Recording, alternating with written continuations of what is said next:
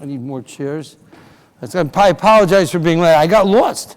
I can't believe that I got lost going to my own place, and I was here earlier today. Hi, Tom. How are you? Nice to see you. Okay. All right. I think this is the second or third year that we're doing this. The challenge in front of us, first of all, generally appraisers have so many issues. Are we appraising, or how are we? And I'm going to kind of take a step back from the issue of valuations, talk about more evaluations. The valuation story is going to be interesting when we take goods and we standardize how we describe them, when we put them into a market and we let the market interact with us. But the big, very juicy thing that we have here is we're going to have billions of dollars of recycled jewelry coming to us. I mean, there's a wave. I'm telling you, there's a huge wave coming. And that wave is going to require pretty sophisticated expertise to be able to identify the different products that are coming in a way in which someone can utilize internet technology to at least start to get a handle on it. I'm not saying that every piece of estate jewelry can be sold over the internet. I am saying there's a tremendous amount of melt that's just going to go the way melt goes. People don't realize that they have something and it isn't worth that much because of the clouding of the sentimental values that they put on it. But there's a lot of good stuff out there and a lot of consumers that are getting totally ripped off. They just don't know what it's worth, and they don't know where to go to find out where it's worth.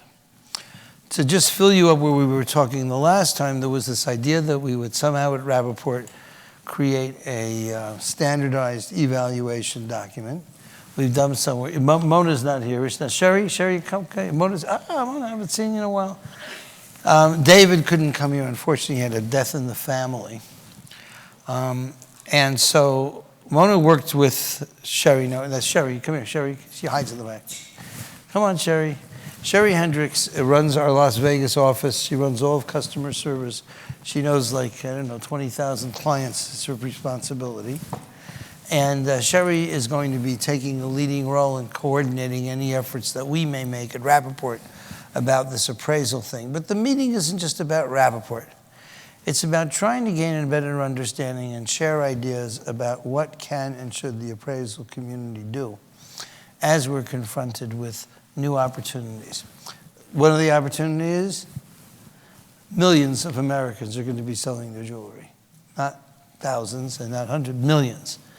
And how can we as appraisers deal with that in the most effective and efficient manner? And remember, at least at Rapaport, our values go along the lines of ethical. And that's a big issue when people are reselling their jewelry and they don't want to pay taxes on it. And everything has to be cash. So I can't deal in cash. We don't deal in cash. So there's the ethical, transparent. And so when I talk about appraisers dealing with consumers, you have to represent the consumer. Even if you're a Rapaport approved appraiser, even if you have some connection, in my view, the appraiser has to be 100% working on behalf of the consumer and no one else. And it's hard because sometimes if you're brokering goods and you have a good connection in New York and you really like to screw this guy and it's a beautiful piece, you're going to have to resist that temptation, and you have to, at least what we're interested in are appraisers that bona fidely represent the interests of their clients, which are the consumers. And by the way, there's a lot of appraisers that have to do with reselling. It just has to do with, I have a house, I got a new piece of jewelry, I have to make an insurance thing. I would caution people as we did the last time. I guess there was someone here from that organization. I don't see her now. This big organization that does appraising. Was it State Farm or someone, Farmers, yeah, that they were like, oh, wow, it's a whole industry where people over-appraise a piece of jewelry. The consumer pays through the nose. And then when it comes time to replace the piece, they give them the replacement cost, which is, a wholesale cost. So ensuring it B2C and getting B2B, it doesn't smell right to me. And I don't know we would ever get the insurance industry to give you a dollar value. But I would certainly support that. But I think we have to be very careful about over-appraising the value of a piece of jewelry so that the consumer is really getting screwed. Now, I don't know, the purpose and the function, what do they call it, retail replacement value. It seems to be an excuse for adding telephone numbers onto appraisers, appraisals. But I don't want to, it's not the purpose of today's meeting, but I think that the idea that the appraiser represents the consumer is the fundamental concept that we have to agree to. And if the appraiser represents the insurance company, who have different financial interests, that doesn't excite me so much. But getting back to the idea of the discussion, the idea is to transcend the whole idea of the valuation for now, and just talk about our ability to a piece of jewelry. Now, Mona has worked with Sherry, I believe, on helping to define a document that should be sufficient to describe a piece of jewelry in a way where someone who is looking at that piece of jewelry over the internet would be able to understand what they were looking at, even if they were not personally looking at it. We talked to Tom after last year's meeting to see if there was a way to integrate his software. Mona's a big fan of Tom's in terms of that capability, but the way that we're going to establish things with our own IT division is going to be with APIs, which are ways in which to link databases. So essentially, whatever database you have, there's certain pieces of information that we would want in order to get Rapaport to be able to get the data that's necessary to create something we're going to call a Rapaport jewelry report, standardized document that would then go with the piece of jewelry or not. Now, the idea is it would cost $100, $50 would go to the appraiser, $50 a licensing thing for us. The appraiser would decide to use it or not, but then that standardized document could be used in any number of different websites or different places to promote a product. So we talked to RealReal, we talked to other places, and they said, yes, Rapaport, if someone puts in this kind of a thing, we would give the Rapaport, at least I don't know how we share that with the appraiser, a discount or a kickback. Kickback's a strange phrase, but that's essentially what it is, on their commission. So they're charging X commission, they would give us something from the commission if in fact a piece of jewelry showed up with a Rapaport jewelry report. And that was a revenue thing for us to make money. However, we have to make sure that the appraisers do what they do for the customer. So you might want to say, not interested. Or I'll make a Rapaport data and I'll do the data, but I'm not interested in making a Rapaport jewelry report. Or my client would like to use this form to keep track of things and then put the information about the product someplace else. So we might be able to consolidate information from appraisers. And then what we might be able to do is obviously we would choose appraisers who we felt were honest and knowledgeable, sufficiently knowledgeable enough to actually do an evaluation. And shockingly, it's not that easy. When you get down to it, you find there's all kinds of people who call themselves appraisers, but they're not really, capable of honestly doing a good appraisal. So we spoke to Gail Levine, who has her organization. We spoke to some people. What's the organization? There's ASA, and then there's, what are the two main organizations, Tom, ASA. I don't know what's happening to, but ASA, and then there's this other one that, no, AGS for sure, AGS is, and NAJ. Yeah, NAJ is Gail, right? And ASA are the guys that do all kinds of property and everything else, and one of their things is jewelry. And AGS, of course, is a very reputable organization. The idea is to identify good people who know what they're doing when they describe a piece of jewelry, turn that into data that can be shared across a large variety of places, and then utilize that information to help people sell diamonds. Now, my view of the world was the appraiser represents the consumer all the way. So if you're talking about the resale of a piece of jewelry, it's the appraiser's job to handle it. Charge a service fee, charge a commission. That's an ethical question that different associations and different appraisers have to deal with. But if, let's say, for example, someone goes, they evaluate a piece of jewelry, not evaluate. They come up with a description. It fits into our database. And the guy says, here, push a button. Put this on I don't know, RealReal. Put this on First Dibs. Put this on wherever they want to put it on. Someone calls, they deal with the appraiser. Okay, so we would act as a centralized information environment, but the control over the transaction would be the appraiser. Now, appraiser might say, listen, I don't want to deal with this. My appraisal ethics are such that I can only evaluate. I'm not allowed to involve myself in anything to do with transacting anything. Fine, then Rapaport might do a brokerage operation or provides the services, or yes or no.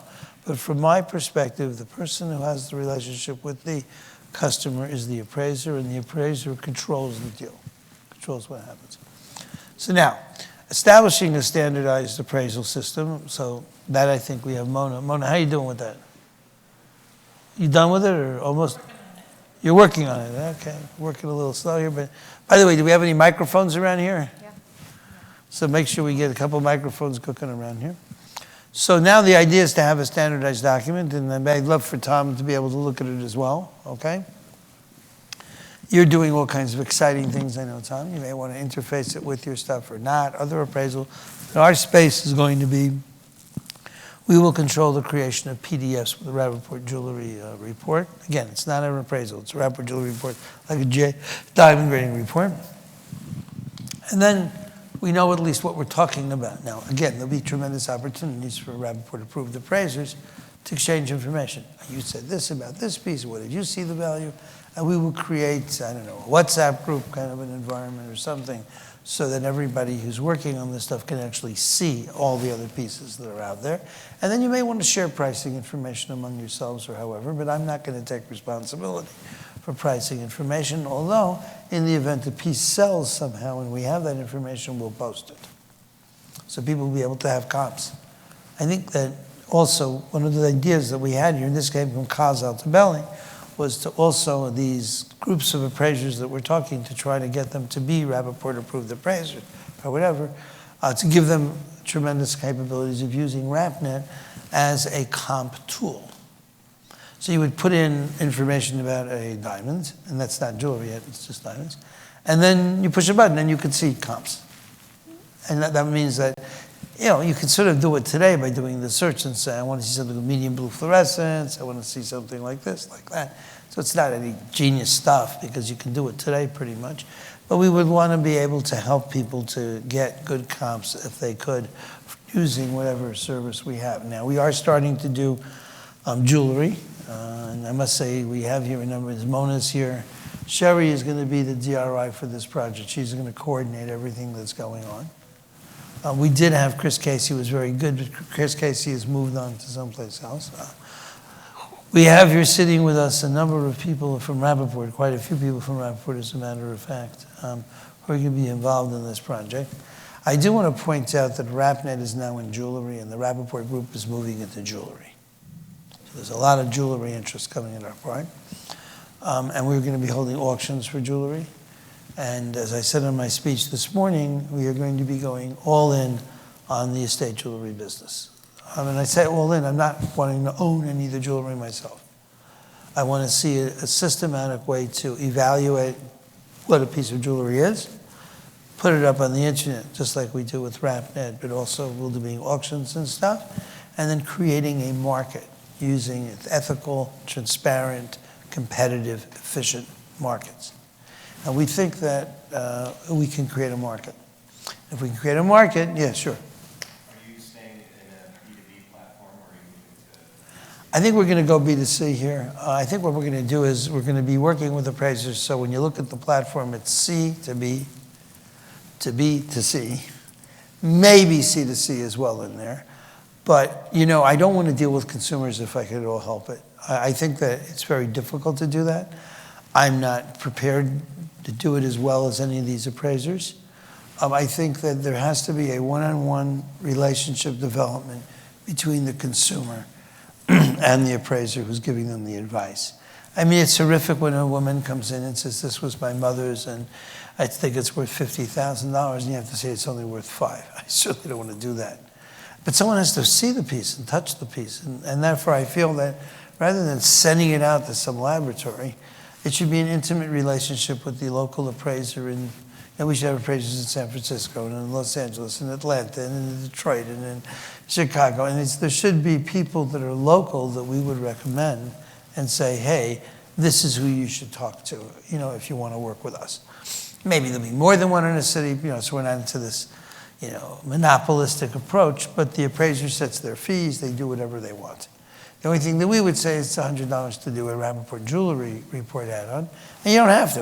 As far as I'm concerned, it doesn't have to happen. You, the appraiser, are in control of the relationship with the consumer, 100%. And don't use Rapaport, I don't know, use IDEX, use someone else. Go yourself. It's an open, free world, and I do not want to put any constraints or any conditions on the ability of the appraiser to help the consumer, no holds barred. Okay, so you got to be able to do everything for the consumer, and now with Rapaport, you're not, we'll create an infrastructure, we'll create a vehicle, we'll create a way to consolidate information and share it, and then we'll create a way to also perhaps sell the goods. Now, the other thing we're going to do is we're going to run auctions, and we have here, Savile is here. Savile, you here somewhere? Oh, he was here, he would be here, and he's here. He always likes to hang out at the door. He's a very civilian kind of guy. He's always hanging around at the doors. Maybe he's on the phone, but Savile runs RapNet. He's one of the most powerful people at Rapaport, and he's sitting on, what is it, $7.4 billion of daily listings, 1.5 million stones.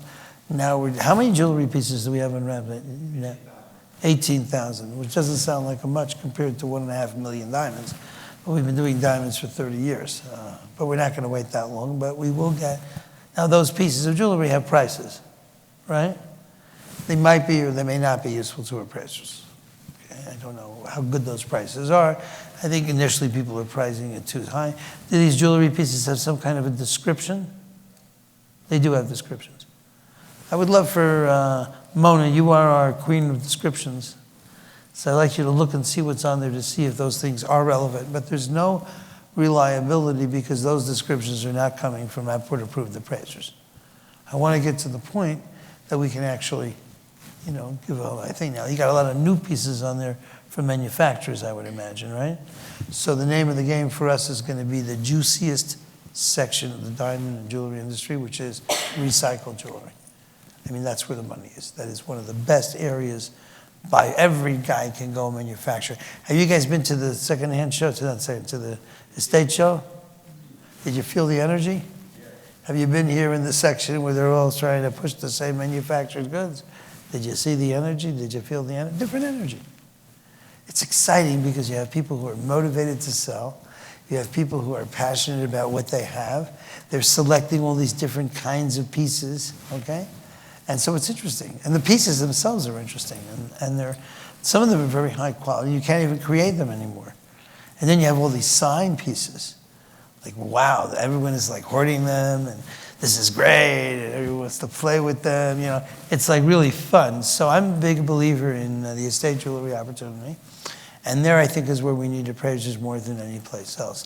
I mean, if you got a new piece of jewelry that some jewelry manufacturer has made, look at the carats, look at it. It doesn't have any, whoopiness. You take a look at a nice piece of Cartier that was made, and even, I don't know what's with pins. No one likes pins anymore. But I look at the pins, and the break-out value is almost always more than the value of the pin. But in any case, it's there. And you look at it, and you see it, and you evaluate it, and you get a feeling for it, and it has some kind of a sixth quality, that makes it interesting. In any case, I do believe that that is the place that we should be focusing, at least where Rapaport wants to focus. And I think that given the number of baby boomers who are going to want to sell jewelry, I always joke, I say, a diamond is forever, little old ladies are not. And so, and eventually they want to send their grandchildren, but they don't have to die. They send their grandchildren to college. They can do something for it. Now, there are people that are doing really good work with divorcees. And I guess that's a business too, because it's a solitaire, it's their engagement ring. What is it, Worthy or someone?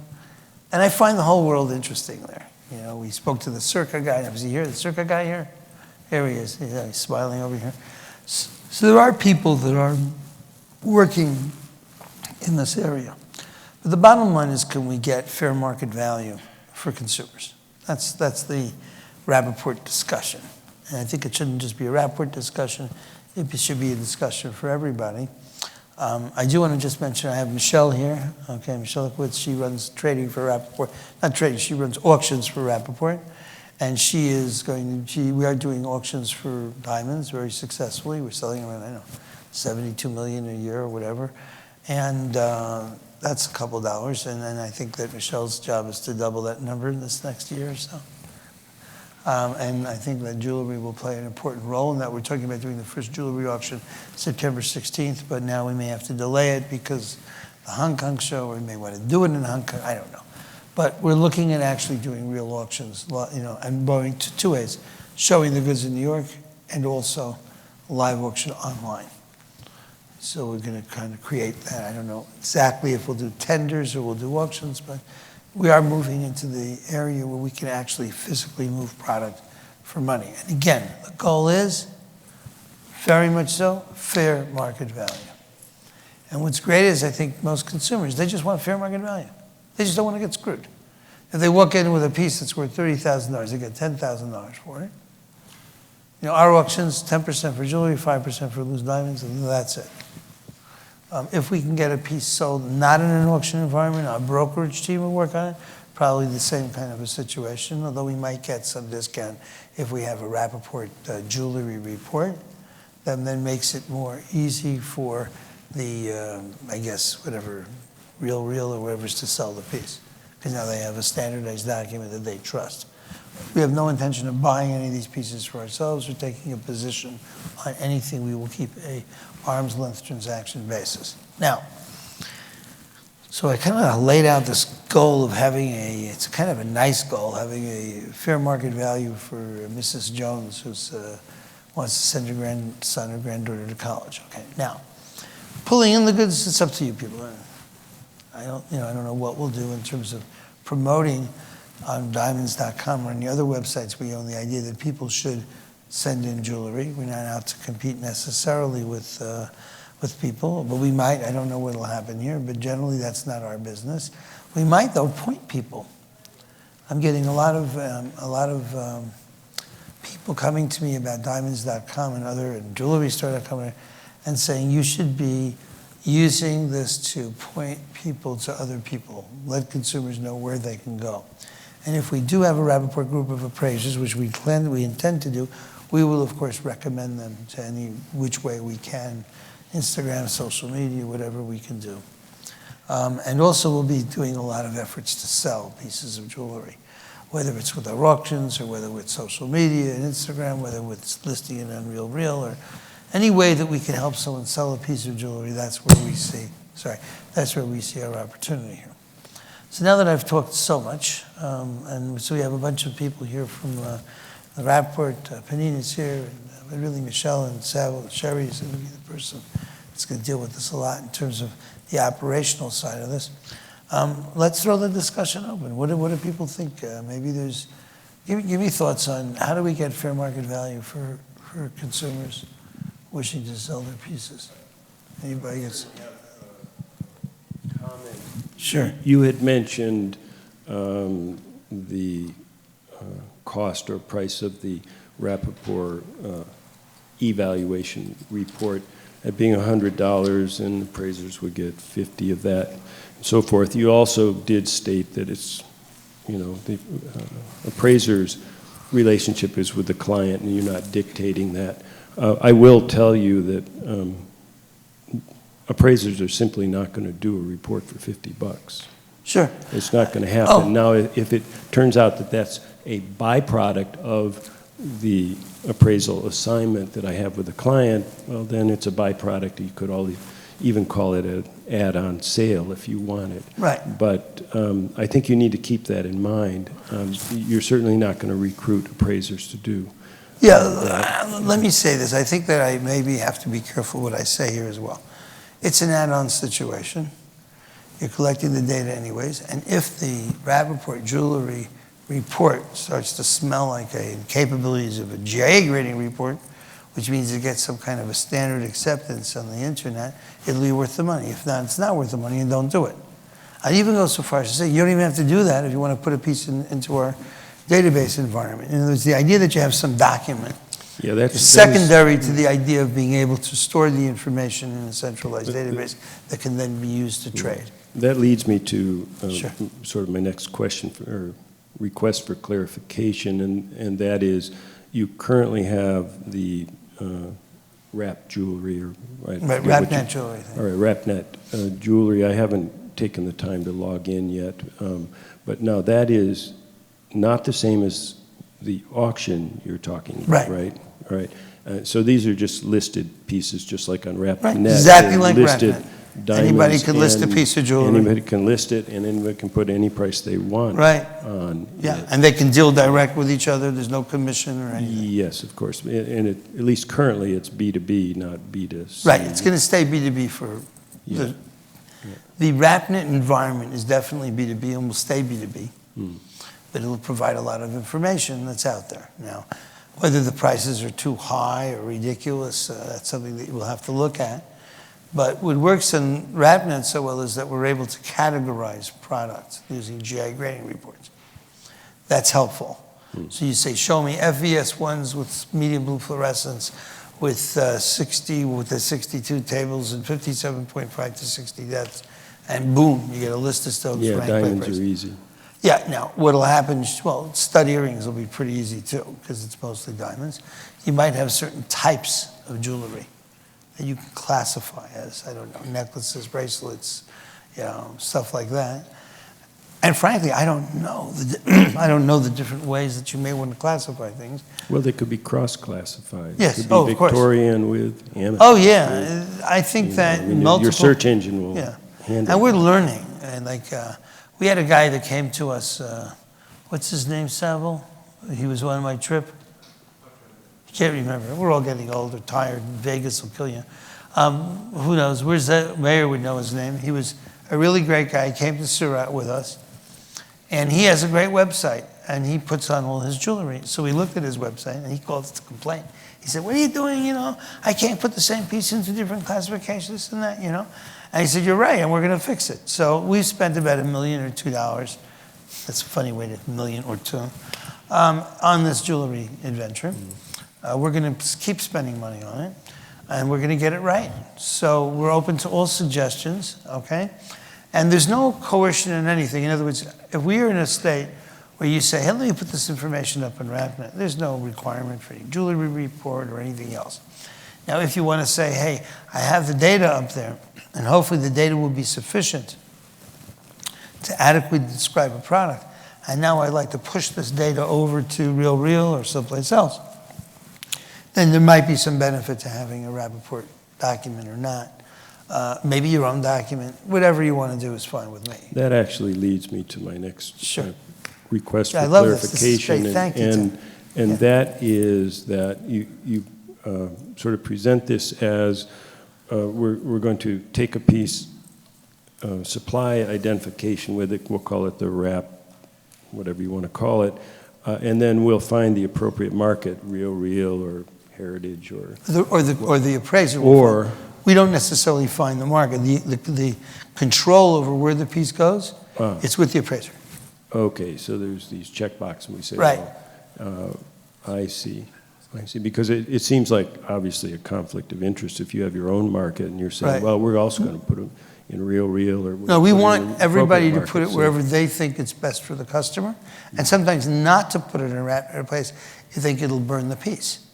So there's a lot of this questions of what's good for the consumer that has to drive this for it to work. Now, we're saying, yeah, you've got a RapNet, you've got a Rap Auction, but you've got all kinds of RealReals and other places to go, or maybe even newer things that are going to come up with. And the idea is to centralize information. But keep The going, Tom. logistics of this then, let's say the client says, yeah, let's do this, and I choose, say, RealReal.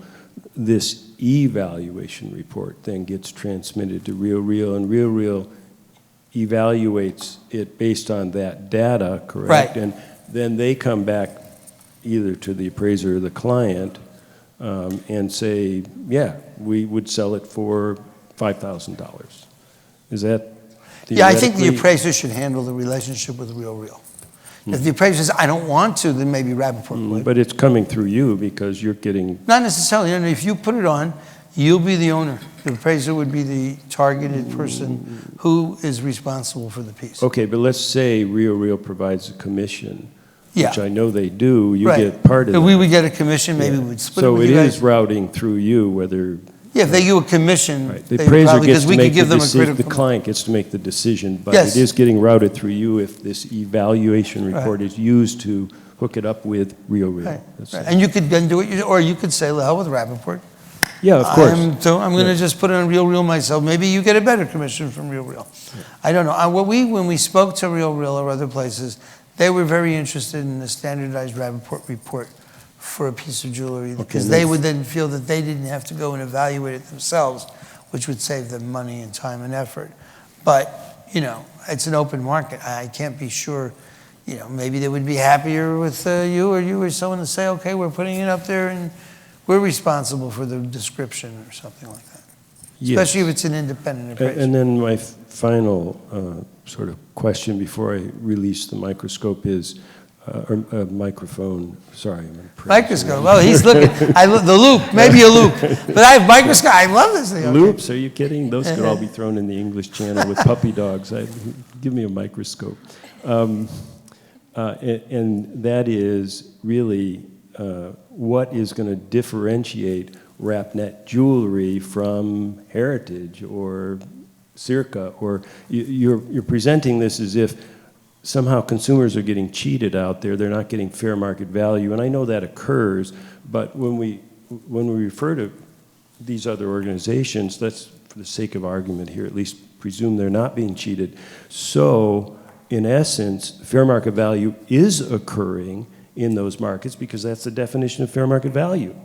Well, to me, fair market value would imply that if you're selling a piece of jewelry, and I'm not speaking about the consumer selling it to Circa or someone else, but if I would look at the sale of jewelry and there's no multiple bidders competing, then I don't think you can call it fair market value.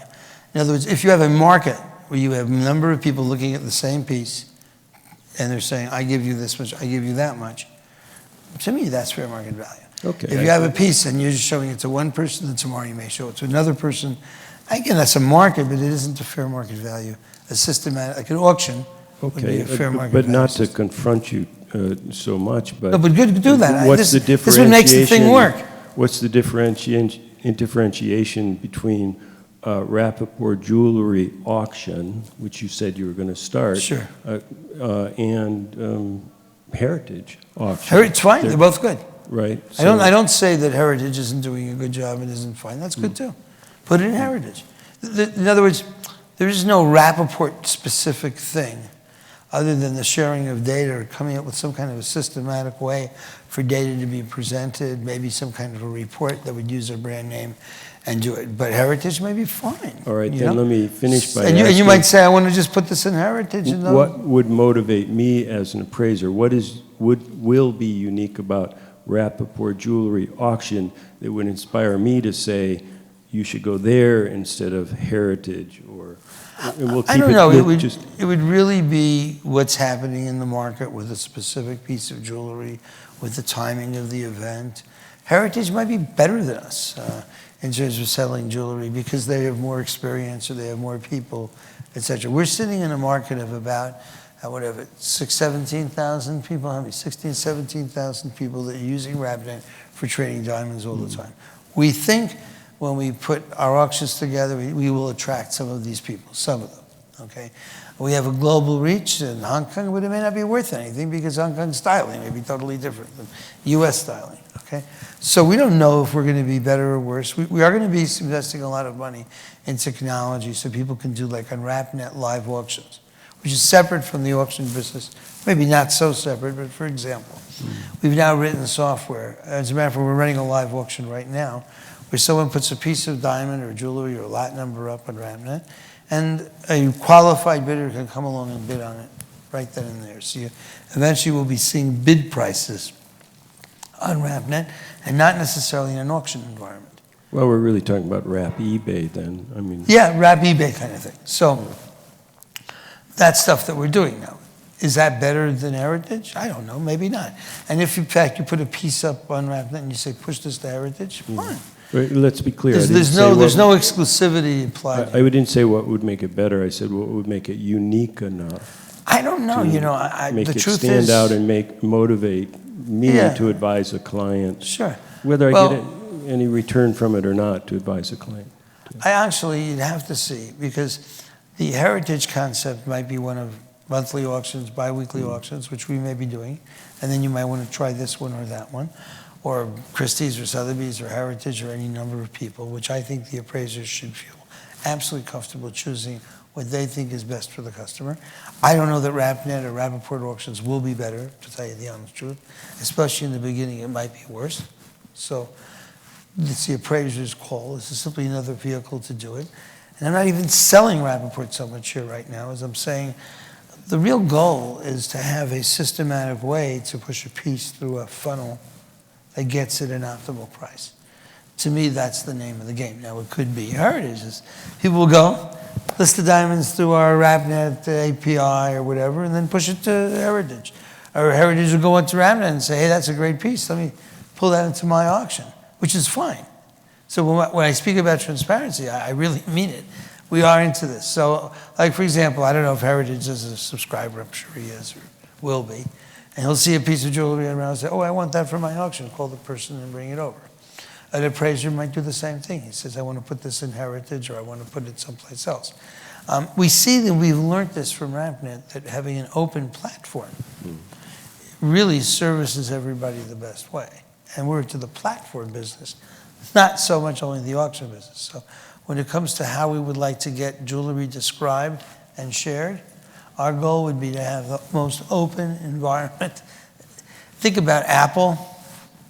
So Apple was very successful with their iPhone because there was a time in which iTunes, everybody was ripping off everybody's tunes electronically. So Apple said, great, we're going to make iTunes. We're going to take 20%. We're going to let anybody put their iTunes up there. And then that made iPhone really valuable because the iPhone could then play with the iTunes, okay? So thinking that way, we're a platform business. So we're happy if Circa buys and Circa sells and Circa does and use our auction, use Heritage. It doesn't matter, okay? But the idea is to create these different vehicles that will come in maybe tomorrow. I don't know, maybe Amazon will decide that they want to sell used pieces instead of just new pieces, and they'll come into this market. But our goal would be to provide a platform that Amazon could come in, or eBay could come in, or anyone else could come in, with the added value of appraisers. And I think, to me, that's really a super good thing. Because if we can get appraisers to put information about a piece that's honest and that's reliable, it has to add value to the piece, and it'll also add value to the appraisers. And I recognize that, and I think I would go back to my original statement that you need to make it more worthwhile for the appraiser to be engaged in that. And thank you, and I yield the microscope. No, it's great. But let me just say this. I think that the worthwhileness comes from, can you get an added value price for the piece? In other words, if someone takes a piece without an appraiser and puts it up on eBay or puts it up on RealReal or puts it up wherever they're going to put it up, they'll get a certain price or a bid. They might even send it to Worthy, who's going to put their own price or whatever.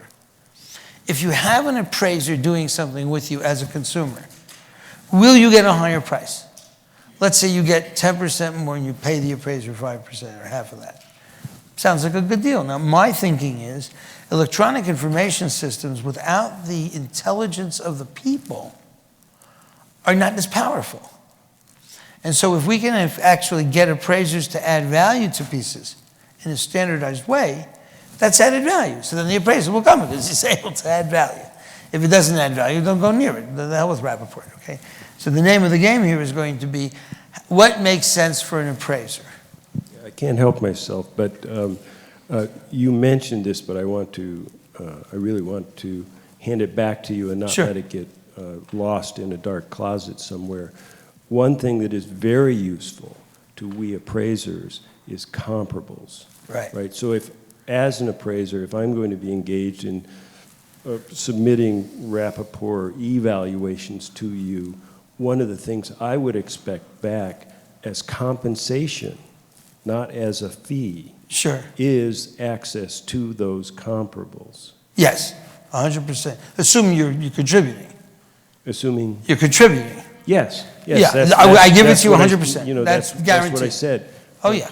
Because you want to establish a value. Well, we know these three similar items sold for $5,000. Then it's very easy for me to establish that it's $4,500 or something like that. I'm a firm believer in that. There has to be a transparency, a two-way transparency of data and information. So you would set the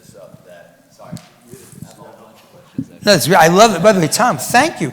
You know, if we're going to have a good discussion, it's not going to come, it's going to come from these kinds of microscopic evaluations and, you know, what's going on. And this is exactly the way we learn. But please, go ahead. So you would first suggest that your platform would be, the information on your platform would be available to contributors only? Is that? No, I didn't say that. Okay, I'm good. Free to contributors, I think what you were talking about. We'd have to make it available to potential buyers because that's the purpose as well. Right. Unless you don't want to. You might say, I have this piece. I'm putting it on this network because I want other people to see it maybe, but I want to limit. Let's clarify, I was talking about aggregated data. Okay. One piece data, I'm talking about. Sure, of course. Yeah. Aggregate data is easy, but we may want one piece data. Because if you're putting up a Cartier, I don't know, ring that's a certain style and a thing, you may want to see something that's very similar to that and get the specifics about that piece, okay? The way RavNet works, you'd even see the seller of the piece.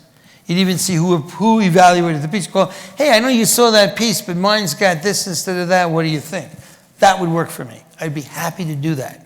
So yeah, we're going to bump into some, you know, software costs and all those things. But if we have appraisers interfacing with us, it's all a question of added value. So yeah, I think. So we have seen at Circa a tremendous fluctuation in market price over time, and I'm Sure. sure you've seen that as well. Yeah. You know, a diamond, you know, of a specific color and clarity and quality might be worth half as much today as it was just 5 years ago.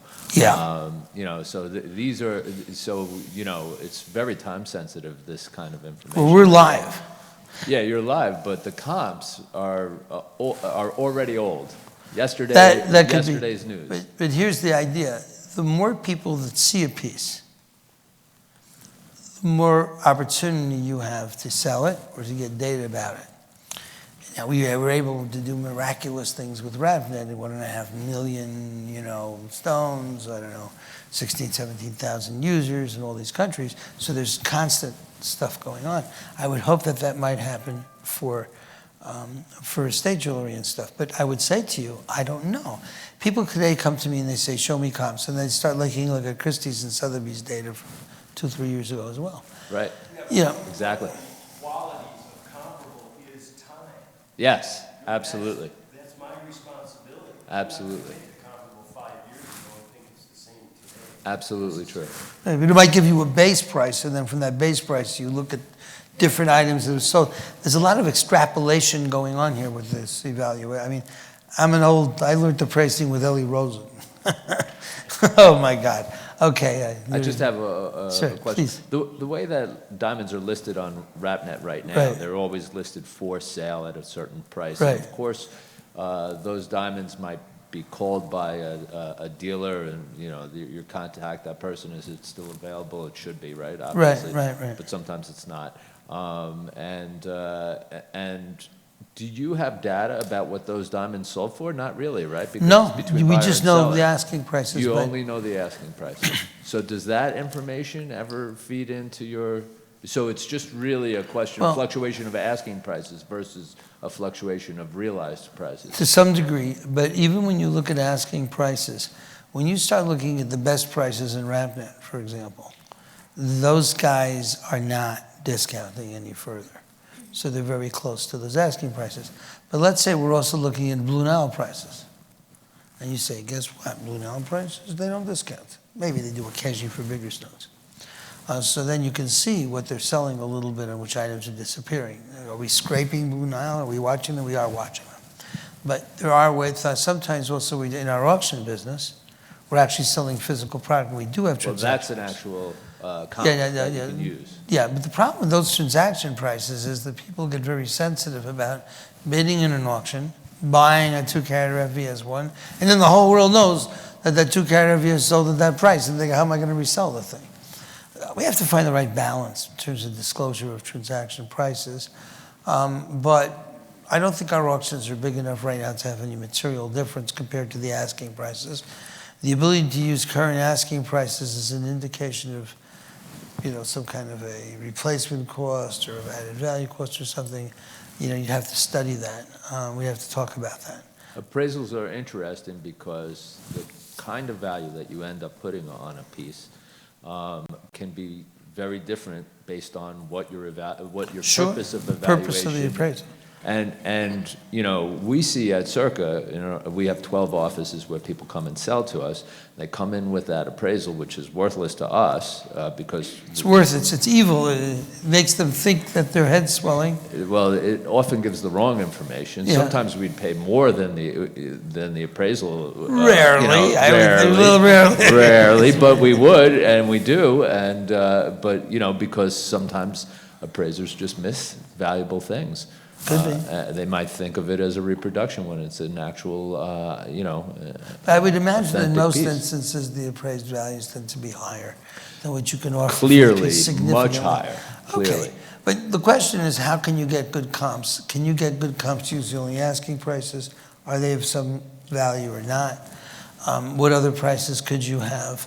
I think a lot of people do look at the asking prices in RapNet when they're doing comps, okay? I think when you can commoditize a particular piece, it's a Cartier love bangle. Yeah, everybody knows what that is. They all Right. sell for the, you know, depending, they could all sell for the same money. But when you have a, you know, a Tanzanite necklace with 17 carats of diamonds, and you know, I mean, so many variables.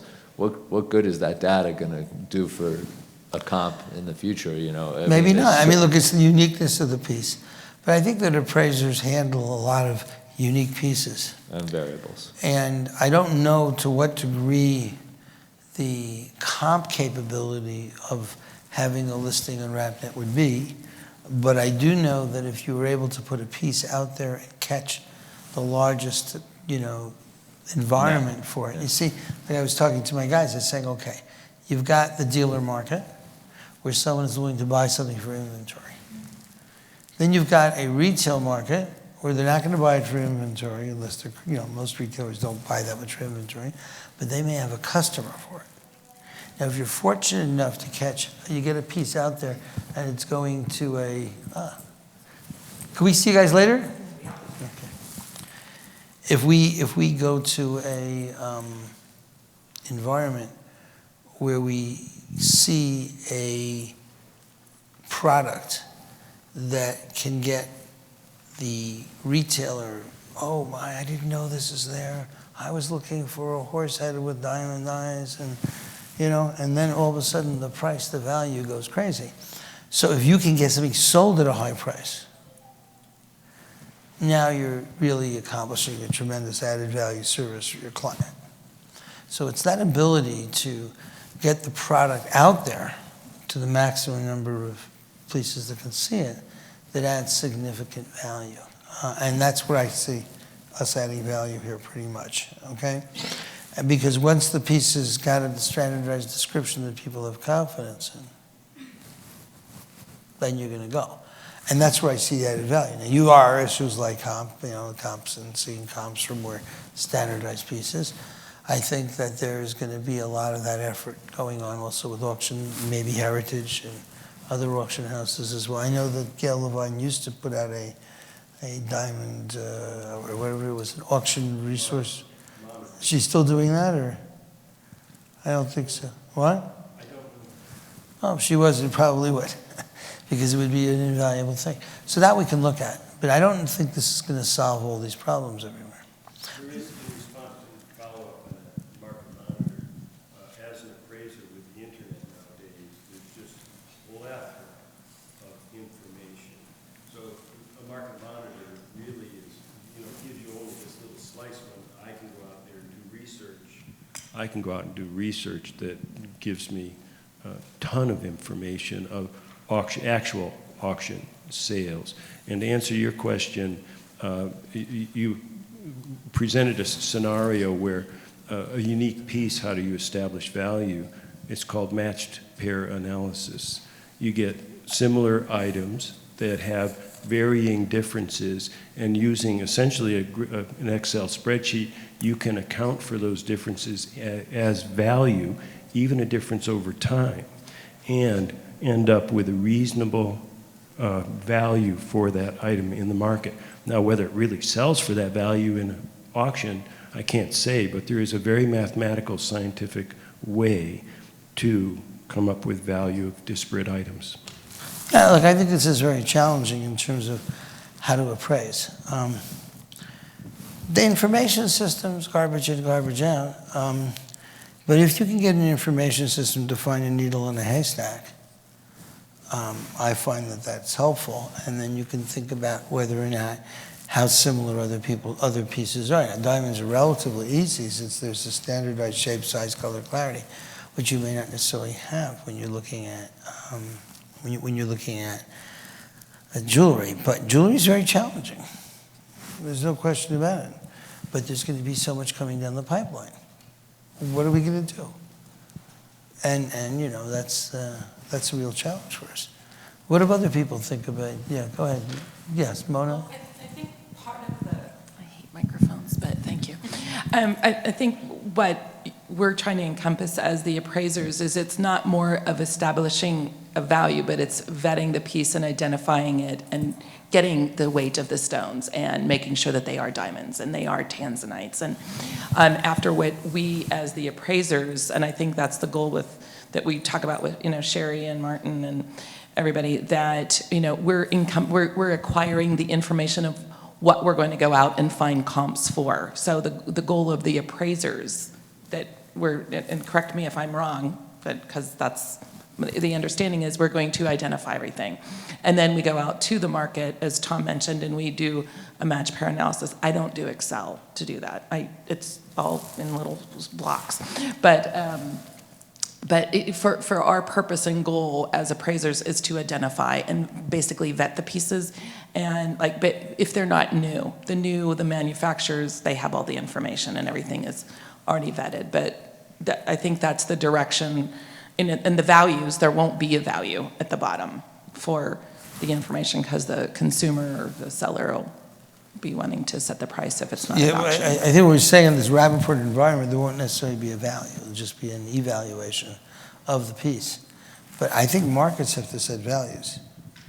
It's not that I don't trust appraisers to put values on things, but they do it for different purposes.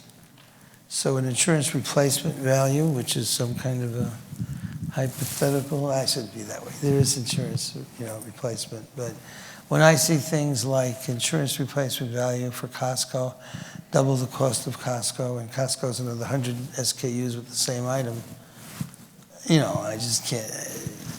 How can that be? It can't be. It's not an insurance replacement. The most frequent market for this item is Costco. It's the same item. But it looks like sometimes those are hyped up numbers. But irrespective of that, I'm not a big believer in the numbers that we're going to get, although they might be very valuable to other appraisers. And we could maybe set it up so only other appraisers see your numbers, or there might be all kinds of constraints. Appraisers. It's also a question of authenticity. What you're talking about is really an appraiser saying this is an authentic piece. Oh yeah. Yeah, that's big. Being able to honestly describe a piece of jewelry, I think, adds value if the honest description is coming from an appraiser or a knowledgeable person. And I don't know that that's the case right now. And there are people doing things on eBay, this isn't like totally new, okay? So I need the right certification. I don't know if it's IGI or some other guys. But the other thing that I really wanted to focus on was the more expensive pieces. So I did not see a great amount of opportunity sitting here and spending a lot of money, databasing and appraising melt. So no, for your purposes, the evaluation is really what you want. You don't want a value. Yeah. The market is going to establish the value, whether it's with Real or Heritage or wherever it ends up, or Wrap Jewelry Net. That's going to establish the value. And yes, there is great value. We appraisers are trained to identify pieces. It doesn't mean we don't fail, but to identify pieces and establish weights and things like that.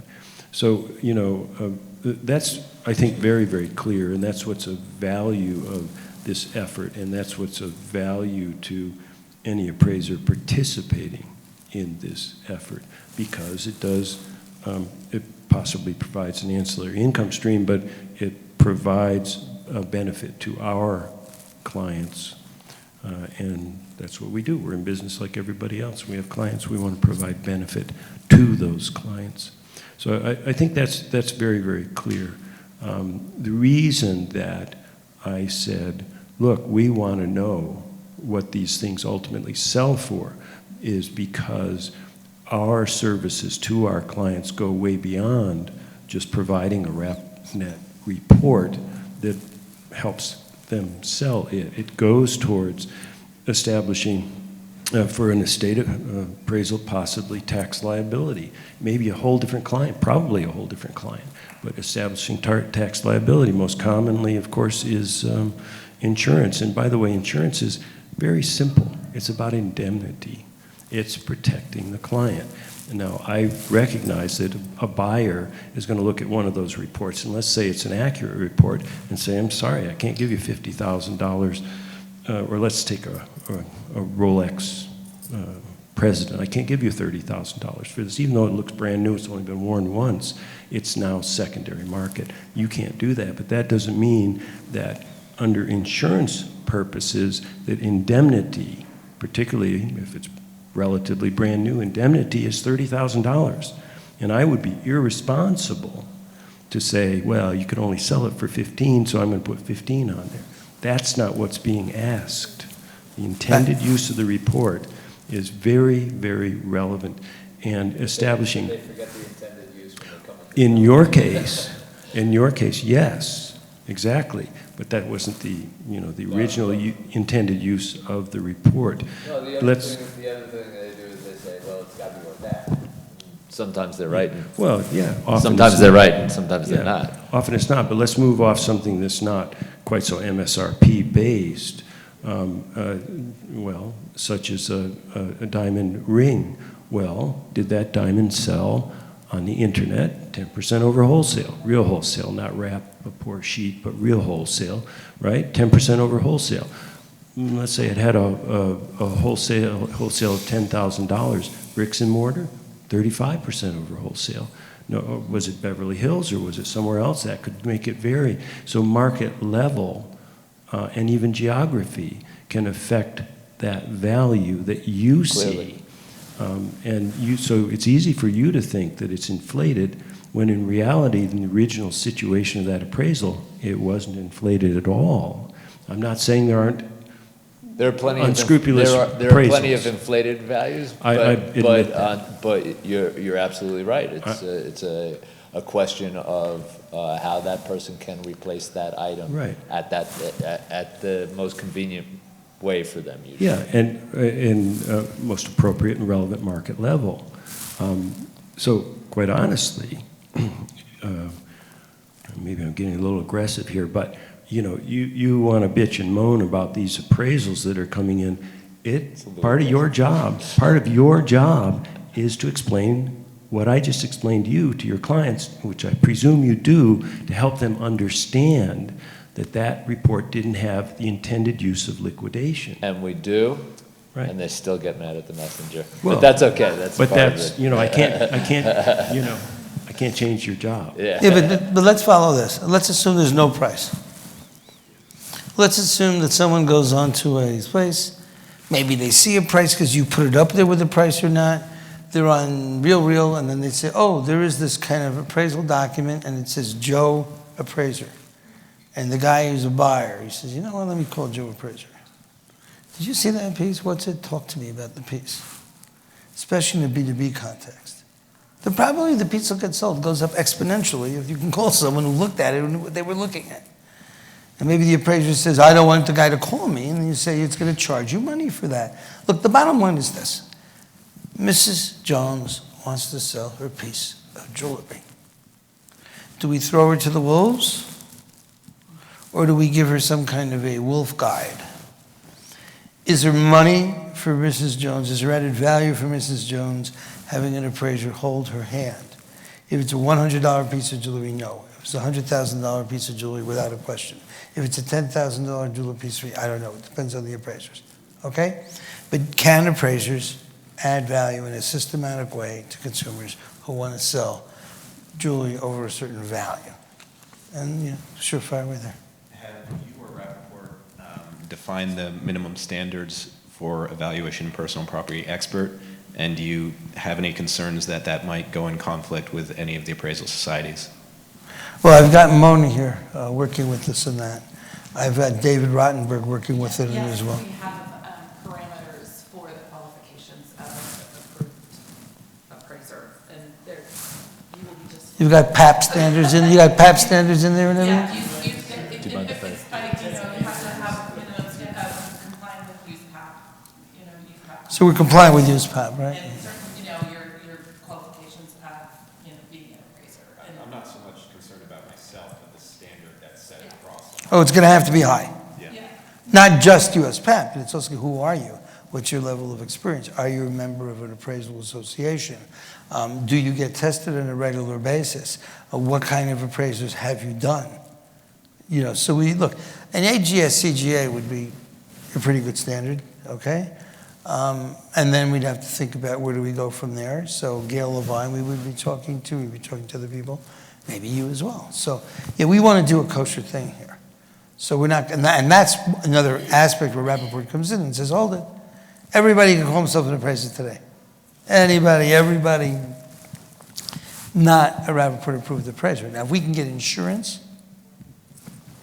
from some company and say, listen, we put together this list of appraisers, we're working with them, we want your errors and omissions insurance for them. It's an impossible thing. I might be able to swing that, which would really make us stand out as a different group of people who are insured, That's the kind of thing I want to put together. But I do want to say that I think there has to be a value of the piece that makes sense. So this wouldn't be appropriate for pieces of jewelry that are below a certain value. That's what I'm saying. Now, what that value should be, we can talk about it. But if we can pull this off, Sherry can pull it off. And we can actually, and we have support. Mona's here, and we have Sal who's going to say, okay, we're going to see about how these documents can be integrated with Rapaport databases that we're already running anyhow. And we can think about these other added value stories that we might be able to add on, whether it's auctions or anything else. That might then give us some zip. But again, wherever the data goes, it goes. And that's the job of the appraiser. I just have to interject the That's irony okay. of this. We're being requested to do evaluations with no value, but only for pieces that have a certain value. Yeah. Well, Now, I that sounds understand weird. I agree with you. You're absolutely correct. I mean, I Yeah. appreciate your position. Yeah, I just think yeah. there's an irony that had to be clarified there. Yeah, but I think that, look, I can do it very simply. It's $100. You got to charge $100 to put it up, $50, $25 to put it up. I don't know. We can find some kind of a basis that whatever the fee of doing it definitely segments out the products. So that doesn't, we don't have to tell you what the product, It's not so much the fee, it was just the item must. I know it's a funny thing to say. We don't want your values, but we want to have a valuable piece. But yeah, I think we have to think about it that way. But I want to go on. There's more people sitting around over here. And I had a quick question. Sure. I work with a company called Mondiamo. We're very similar to Worthy, so essentially we buy back diamond jewelry, mostly engagement rings, online. And something we think about a lot is the fair market value price of what we buy. It's something we're constantly trying to improve and figure out how we can increase the value of the items we're buying. And what we found is there's so many different factors that affect the real price of a stone. The timing, we have buyers that will want to sell today that are happy selling in a week. We're limited by our own distribution, the vendors that we have relationships with. I'm curious to how you're kind of hoping that, different type of appraisers will, work and what kind of resources they'll have to ensure that they're going to get the best price for their clients depending on the situation, geography, type of piece, because each piece may have its own market that may not be a wrapped product, may be, somewhere, a specific region, a specific wholesaler, XYZ. I'm just kind of curious to how you think about that process and trying to maximize the value across all these different parameters. well, we see it a lot with diamonds. Certain diamonds we know will be going to people in Hong Kong who are going to be blowing them into the Chinese market, say 30-pointers, we have EVSs, stuff like that, okay? Certain products we're going to see HIJK, they're going to be very appropriate for the United States with KLs, top light browns for Texas, and and higher colors for Boston because the sun works different magic on diamonds in different places. I imagine the same thing will happen with jewelry, particularly like sign pieces or other pieces. Now, what happens is if you have a critical mass of players in the market space, things tend to go where the people want to buy them at. So our job is exposure for relatively low cost, and then encouraging those people who are interested in specific pieces to then pop up. Now, even in RapNet, there's cash prices and then there's memo prices. And memo, it's not even a 1 week thing, it could be more. But I think that we know that the different discounts or the different prices that we see in RapNet are very reliant on the type of deal, like you just mentioned, cash versus a week, send it to my office and I'll look at it or not. So I'm pretty confident that if we have a market, and that market then gives people the opportunity to see the pieces evaluation. Again, that's why as soon as you start talking about valuations, we get lost in this whole crazy world. Then the market is going to set a price based on the terms and conditions that you have set yourself with the piece. And you'd mentioned that initially you want the appraisers to manage the relationship and determine where the right home for this. Represent the consumer if they're capable of doing that. So the hope is ultimately that, increasingly the appraiser is not going to be determining where it goes. They're going to start going through your system and your tools rather than try and find their own home. Well, they can find their own home too. I think that the appraiser has to have, you're taking money from this consumer about a product that they know nothing about. You have to protect them. And that includes whatever research you need to. Now, again, no one wants to do $100,000 research in a $2,000 item. So you have to decide how much balance you're going to put in there. But it's the appraiser's responsibility to advise his client and give them the best thing. So if someone comes in and says, here's this $100,000 piece, I need to know what's going on, I'll give you $100, and you say, sorry, we don't do that. But it's up to the appraiser. And we would hope that the types of appraisers that we would have, they would have the expertise, or they would have a group of other people they could call, and then they would know what they could do with this thing, and they would charge an appropriate fee. And the appropriate fee would be different, and I think that would probably be one of the greatest indicators as to the absolute, whether it's an expensive piece or not. So it's up to the appraiser to decide. Would you ever think about implementing a tool or product where appraisers communicate with one another through this portal? This is kind of reminding me similar to Bloomberg tools from a previous life. Yes. And that is used really, really frequently with a high degree of success and efficacy. So I'm just curious if there's any plans to do that. Yes, we would want that to happen. I'm thinking like a WhatsApp-y kind of an environment where, yes, the appraisers would be swapping information and schmoozing and questioning and shipping pictures back and forth and advising or misadvising each other all the day. Yeah, I think that would be key. And do you use Bloomberg, by the way? Not anymore. Because we have a Bloomberg account, so we're trying to figure out how to use it. But yeah, I think that's important. The terminals are too expensive. Yeah, I think the communications between the appraisers is a tremendously important added value. I know that I have appraisers calling me occasionally, sometimes more than occasionally. Could you please help me with this, or keep helping me with that? I might send them to Chrissy's Sotheby's catalog. I might say to them, well, we had a diamond like this a while ago. A guy came to me now with a 7-carat, amazingly blue diamond. I mean, really blue, like, well, I don't know, like maybe, no, it's not that a deeper blue like a sapphire blue. Amazingly valuable product.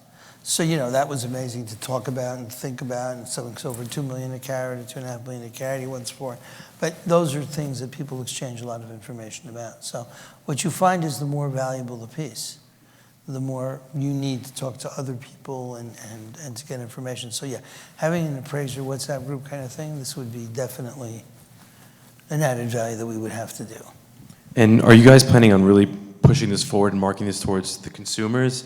I mean, presumably you're going to have to get this a lot in front of a lot of appraisers, and that's going to be the base and the foundation of this product. But to really get the traffic going towards the appraisers, I'm assuming that you guys are going to be bearing a lot of the burden, educating consumers and giving them confidence that your certified appraisers are the right way to go. Well, I don't know how to do that necessarily in the best way. What I found is that we talked about products that we have like diamonds.com. So we get all these people telling us how to sell diamonds.com rather than how to sell jewelry or how to sell added value services. So I'm not certain that that we're the best people in the world to advise consumers about the best kind of ways to appraise. We would, of course, notice that, and we may think about the role that we might play to send customers to appraisers.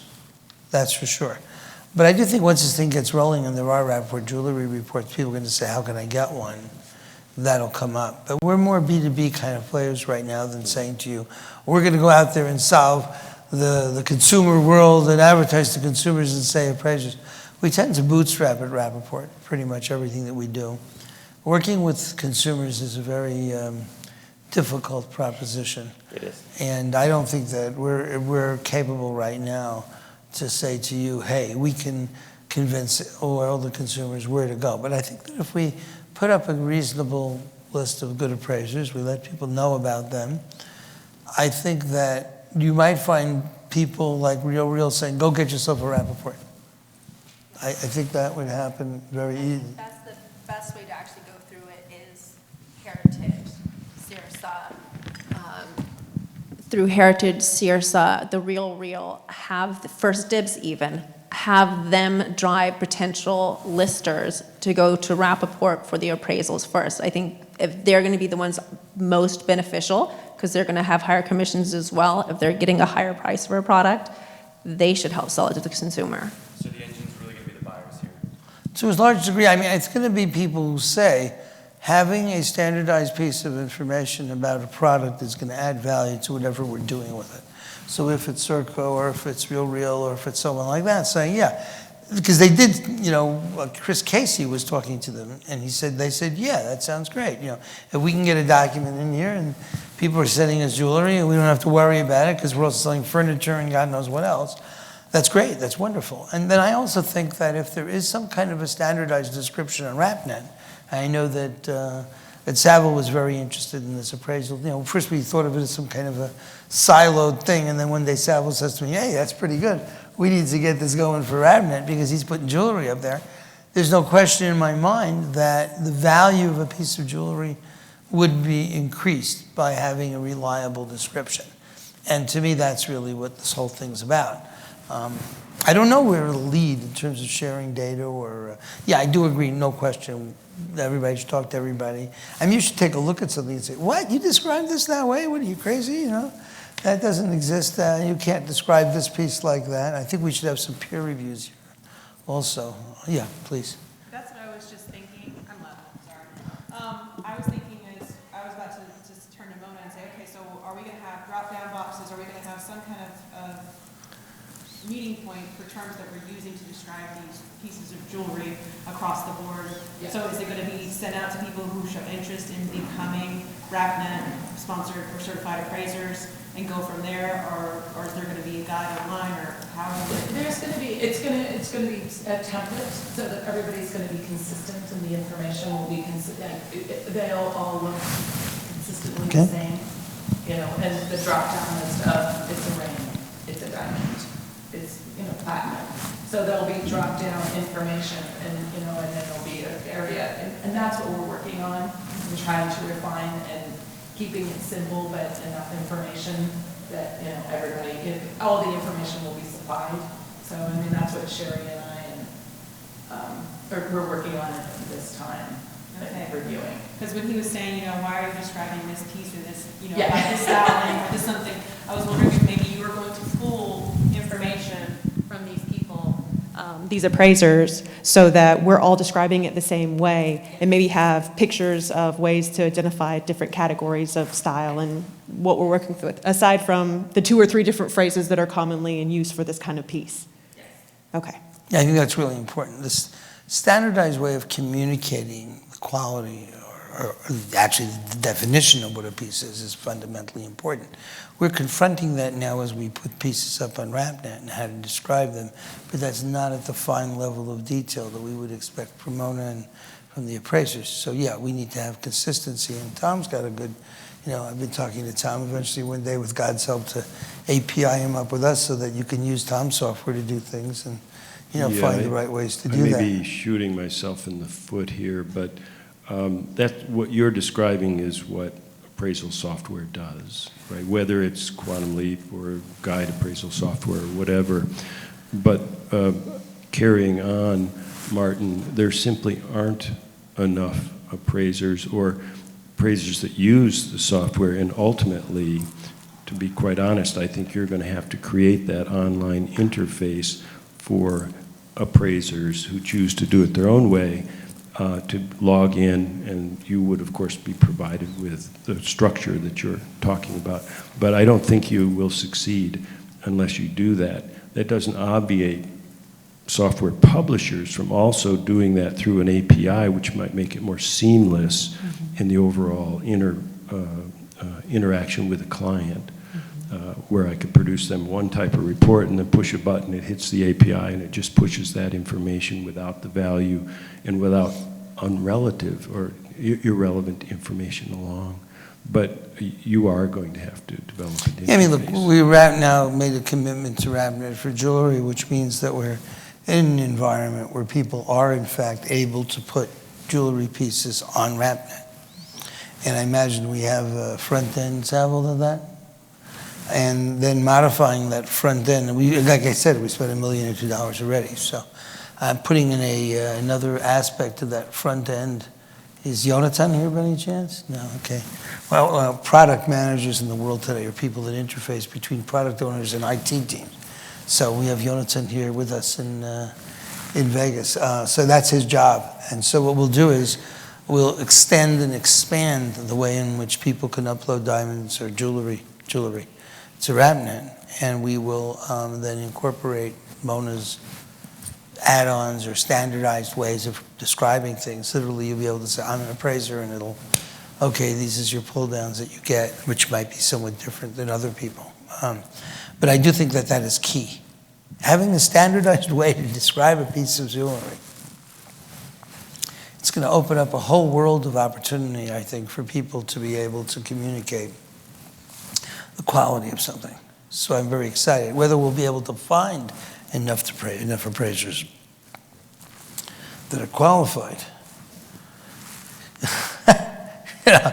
That's going to be a bit of an adventure. Yeah, that's your major Yeah, obstacle. but there has to be I mean, people that could do if this, you you took- know? We've mentioned AGS and ASA and ISA and NAJA, and many of us are members of a number of those organizations.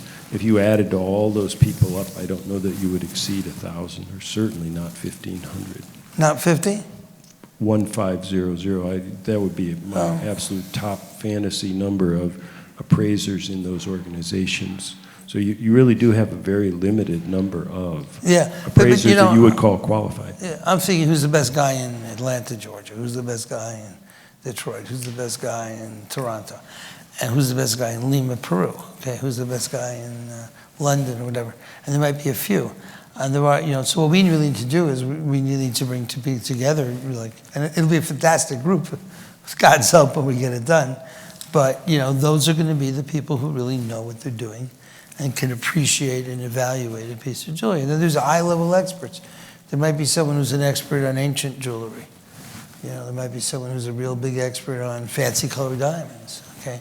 There might be someone who's an expert in another area that then people will interact with. But this is our goal. I don't know how easily it'll be to get done, but we've pulled rabbits out of the hat before.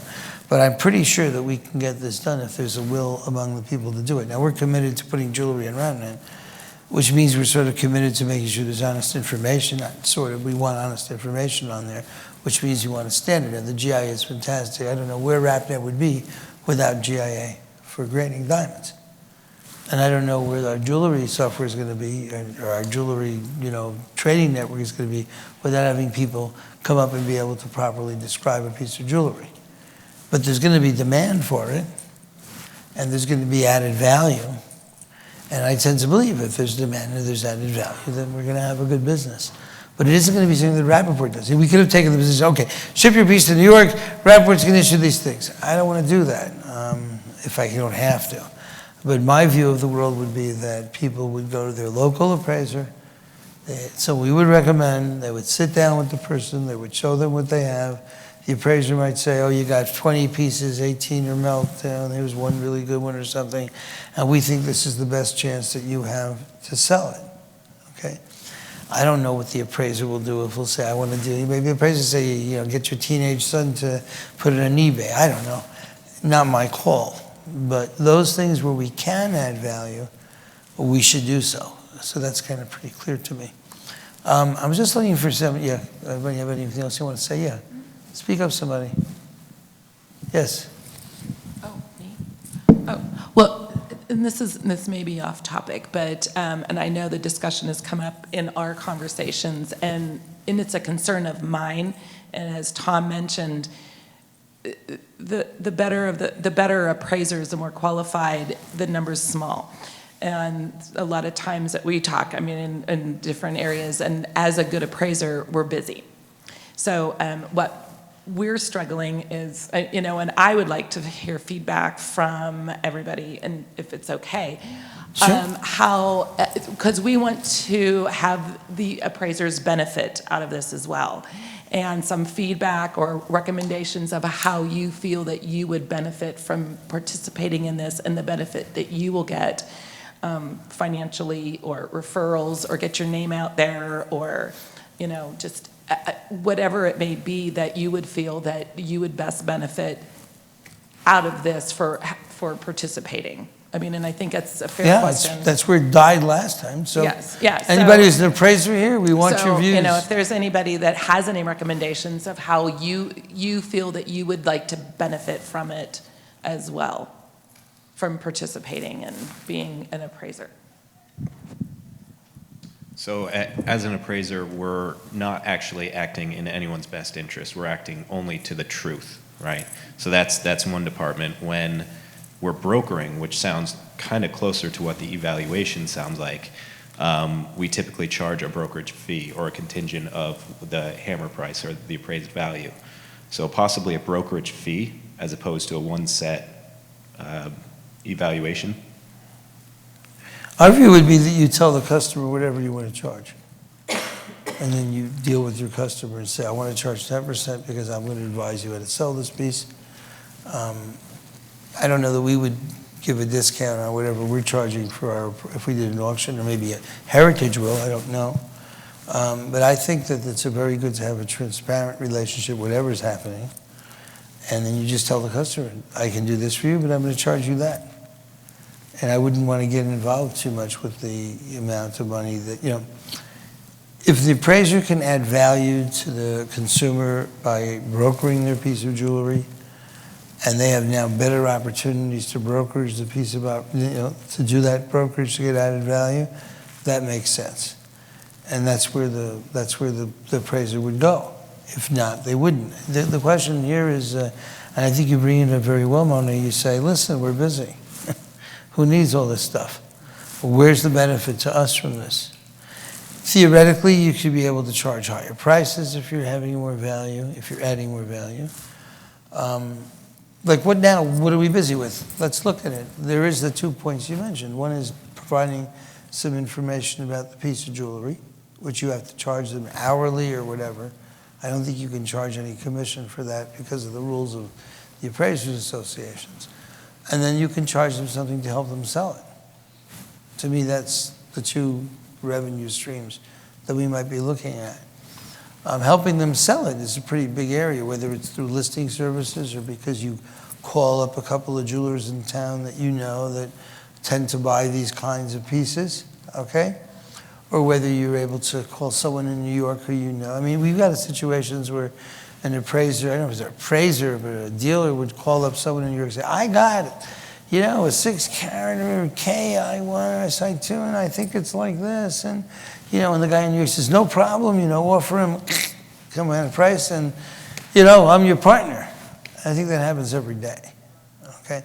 So now the question is, what's the game plan for the individual so-called appraiser dealer? There was even a question, should appraisers also be dealers? But I think most of the guys who know what they're doing, most of them, are in fact brokering pieces for their clients. It's very important that we don't do both, and if we do, we have to clearly one or the other, disclose that, right? and it comes into a trust factor. essentially. Right, I agree with that. And it also comes into an ethical factor. So I don't know how the appraisals associations or how we're going to even deal with this, Mona, as to whether or not a person, like if you're not putting an appraisal out there, you're giving an evaluation document, I don't have a huge problem because you're helping someone sell a piece of jewelry. If you're an appraiser and you put out an evaluation document, I also don't have a problem with that as long as we're not getting involved with your pricing and all that stuff. Now the question is, can Rapaport, or can this thing that we're doing help sell the piece at a higher price, in which case you're helping your client, charge them more for it, or can this thing that we're trying to put together help the appraiser get more customers, have more name recognition? I don't know, and I'm open, Mona. And I think Mona's question is great for the appraisers here, for the people in the room. I don't have an answer to that right now to say, this is how I think, but. Yeah, I think Kennan's brought up, really clarified an issue here. For those appraisers who do broker, and most do, essentially they have relationships with, let's just narrow this down for the sake of argument, but they'd have multiple relationships with Heritage. And Heritage would have an agreement with them that they're, and again, I'm not speaking on behalf of Heritage, but they get 10% or 5%, right? The only thing that will motivate Kennan here to bother with filing an evaluation with you would be that he doesn't diminish the percentage. And if he's submitting it through you and then you become involved as the platform, then you have to somehow develop the financial flow that would encourage him to make that switch to bothering even with it. And I understand you're saying we're adding value, but if you're going to go, he's only going to get 3% because he's doing that when he can just choose Heritage on his own, he's not going to make that choice to go with Rap Jewelry. Yeah, this is really a good conversation. It's very transparent. But let's assume an auction house says, okay, I'm going to give you 10% or whatever it is of the price, or is that what they do? They say, whatever, say a number. Let's say they give you a certain commission, a finder's fee, or whatever you want to call it. Okay, we would look at that and see what it is and how it is. And what we might say is, okay, we're charging less money, it's our auction fee, and you work it out with the customer, or we might say, you're fine. The problem that I have with saying, okay, here's 10%, et cetera, is that if the client doesn't know that, it doesn't sit well with me. We're assuming total transparency. Okay, with total transparency, then it's fine. I don't think it's a problem. I mean, I don't know what we would make on an auction. Okay, I know that right now we're at 10% jewelry and 5% loose diamonds and 3% for certified goods or whatever that meet a certain standard. But yeah, we could talk about that. I don't care. Essentially, what it would mean in terms of us hiring and say, okay, we're charging a greater commission, and then because we're charging a greater commission, we're giving some incentive to the appraiser or to the person sending us the piece, that's fine, if that works out. But I may come back to you and I have to think about it and say, listen, just tell the client, that's the way it's working, and we're charging less money because we only charge 10%, and then you have a service fee that you need to charge to do it. But I don't know how sensitive it is for the consumer to feel that they're getting money is being paid by the auction house rather than being paid by the consumer. And I can think about that problem, because I think sometimes it's hidden, not always total transparency, but it's hidden. So you come to me, I send your piece to Heritage, or whatever, I'm not talking about Heritage, I send your piece to Christie's, and Christie's gives me a certain fee, and you don't have to worry about anything. I have to think about if that's really the way that we would want to work with people, if the likelihood the consumer is never going to know about that. They're going to think, oh, that's what happened, this good guy helped me sell it, and it didn't get any money back. But we can figure that out. I don't think that's the issue that's going to stop this. The real question is, are we adding value? There was one other thing that I did want to talk about today, and I'm learning a lot, and I want to thank you very much, Tom. I want to thank you very much, you guys as well, for shedding light on these things. What do we do with synthetic diamonds? Anybody have any ideas? I mean, come on, we have to have some fun here. We're in Vegas. What are we doing with synthetic diamonds? Anybody know how we should appraise them? Right now, I'm not doing them. I just refuse to do them. That's a great The solution. people that the values right now are so unstable that I can't appraise it. So the best way to deal with it is not to deal with it. Until a later date when there That's is right. a more established natural market for them. You said a natural market. Okay, that's fine, that's fine. Well, when they're being regularly sold on an open market, right now, they're still somewhat of a blind item, and that's why their prices are able to be high because of the perception that they have value when they really don't. Once they start being traded and sold regularly and they have an established value, then I'll start up to appraise them. We took a position, as you know, today where we are not going to deal with them on RapNet or anything. Anybody else have any ideas? I actually appraise based on what they pay. Like, so for example, if we buy something through Stellar and it cost us $1,000, that's what it's appraised for. No increase in the value. That's an interesting. Only because it's I know the market's going to change, and I don't want to get kicked in the ass later for it. But it's basically what we pay is what it's evaluated at. There's an interesting concept here of, I don't know if it's an appraisal, but it's a document of sale or some kind of an affirmation that this is what the product sold for. I don't know if insurance companies accept that. They probably do or don't because they want higher prices. They can overcharge for insurance. But that's an interesting approach. So if someone brought you a synthetic diamond and said, I just paid Diamond Foundry $8,000 for this piece, then you'd appraise it for $8,000? No, I would only appraise ones that I've sold. That's You personally sold? yes, because I know I paid X amount of dollars. I'm not going there, No, Tom. well, it's just if they want a document. I don't know if I'd call that an appraisal per se, but what would you call that, Tom? As long as we're not talking about identifying it, separating it, we're talking about just valuing it. Well, I'm sorry, if it was an open sale, that's what you get this appraised for. Okay, so you could And actually. it is if she sold it, identified she sold it. completely. She can't appraise it. Yes, but it, like my store would sell a piece that has it's a Charles Cavolti. It has a registered number. You describe it with that registered number, that it is that brand, and that's what it cost us. Therefore, that's what I appraise it. And that's the way it should be, whether it's a synthetic or a natural. Yeah, but the Right? question There's is, no can you- difference. Can you appraise what you yourself are selling? I don't see any conflict in that. Okay, No, interesting. particularly if she's Do valuing the it for cost what she price. sold it for. Okay, Yeah. that's fine. It's being transparent. Yeah, because no, I love is that. truly what I love you're, that. you're paying. I just that. question if that's really an Yeah. appraisal or a statement of the I don't sales think value. appraising synthetic diamonds is a problem at all. Oh, no, I'm not talking about synthetics, talking about her owning it, but let's go back to synthetics.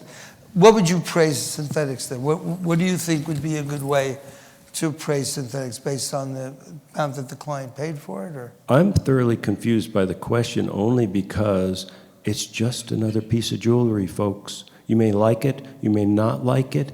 It's just another piece of jewelry. If it's sold for $5,000, then that's what it gets appraised for. And it's fairly, Well, are as you long as talking it's about like, insurance replacement, or what kind of an appraisal are you talking? well, typically in this, we're only talking about insurance here, because as soon as we go into the secondary market, you have to look for comparables, and there really aren't a lot of comparable sales yet to establish how much diminished value there is. And I know that that's one of your positions, that they won't hold value, and that may or may not be true, but in reality, we're not addressing that as appraisers at this point. Do I agree with you as far as secondary market? Absolutely. But that doesn't concern me as an appraiser. I'm going to look at the intended use. It's for insurance. You sold it for $5,000, it's $5,000. What if you don't know how much it was bought for? What if it was someone got engaged and then divorced, the wife comes and wants to? Well, okay. Let me answer this before you said the word divorce. Because as soon as you go into divorce, it's a different intended use, right? And typically that would be fair market value, which is always secondary market. And I just said there's not enough data in secondary markets. So what do you do?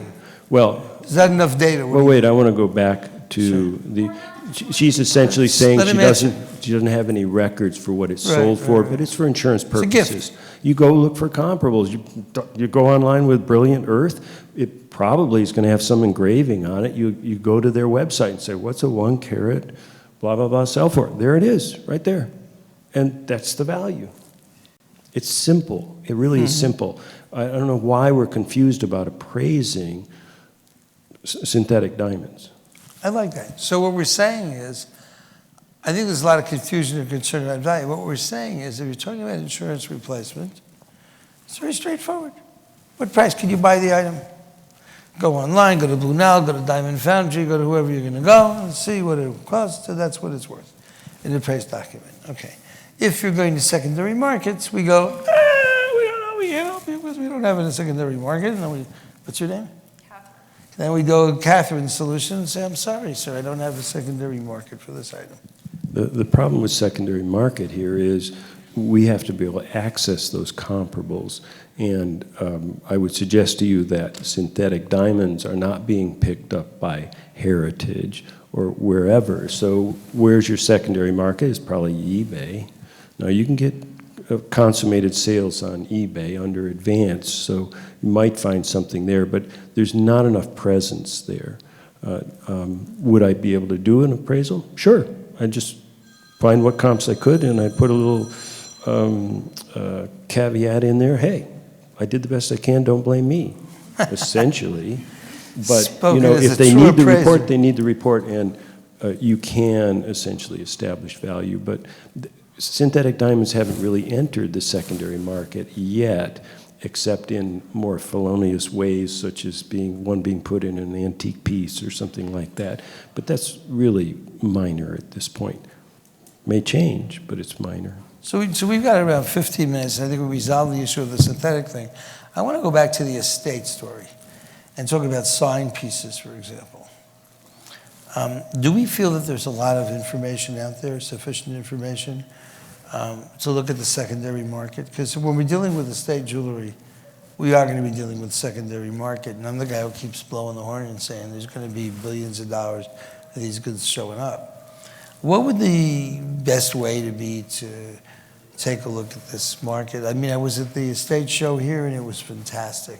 A cornucopia of pricing information, a tremendous amount of dealers that are doing things.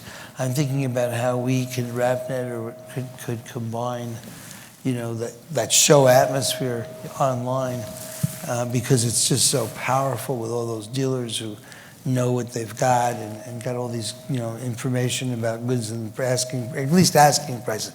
People don't like to disclose the bid price. They certainly like to disclose transaction prices even. So if we think about this, how do we feel about, you know, sign pieces and stuff? Is there a good market of information there? Is that someplace that we feel there's a robust environment to be able to do something? Anybody know? I love Tom. Tom's got to do this. There's never enough. There's never enough. It's very clear. That's why I've repeatedly said, if you want me to play, you got to play with me. I want the results because there's never enough. Okay, and if we were to put together a dealer list who are listing diamonds or jewelry, estate jewelry, and we had lots of images. Let's say we spend an effort, and here I'm talking, Sal is still running away there, but maybe there's someone else here besides Sal who can work with us. But let's assume that we went out there and we took some of our people and we said, okay, we want to now hook up with all these great guys that are at the estate show. We want to get them to list their jewelry. We want to get them to list their asking prices. Again, it's not transaction prices. Now, that would be great. That would be wonderful. That would be giving something to everybody and saying this is a positive thing. These guys are on there not because they want to be part of an appraisal group, but because they want to sell their pieces. Now, maybe it might help them to sell their pieces if they had some kind of a Rapaport jewelry report or some kind of an appraisal schmoozeroonie about it, which also might help us do it. But I think that might be the next step here. pulling together a critical mass of dealers in the types of products that are in the market, trying to get asking prices for those pieces. They'll trade among themselves as we do in Rapnet Diamonds. And then we'll have a bunch of information for people who are looking at these kinds of goods and saying what's going on in the market, and they can see asking prices. I can't give you transactions unless we auction them or do something with them. But I think the Rapnet solution has been very valuable for the loose diamond business, and maybe it could be very, very valuable for the for this kind of jewelry business, estate jewelry particularly. If it's not estate jewelry, then you go to the cost of the manufacturer and you can get yourself solved that way. But if it is estate, and these guys have tons, there's unlimited amounts. I saw so much goods out there that I was really impressed. So if we can get those people to list their goods, that would then be a great help to the appraisal community. Is that, yeah? I mean, from a sign piece standpoint, taking the excitement of that show and bringing it down. Here, take a mic. But this is Michael, everybody, who we're asking to help us here also. A little The bit, yeah. excitement of that antique and estate show and trying to bring it to a wrap level. There's a lot of sign pieces out there. There's a lot of interest out there. The auction houses love them. You get a lot of information. You constantly need information. But for most of us, that's not where the everyday appraisal or action is.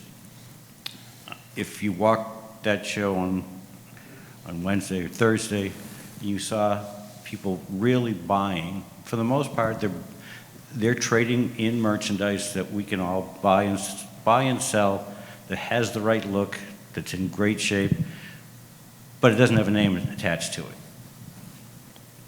It's the IJs of jewelry. You know, it's what people can really wear.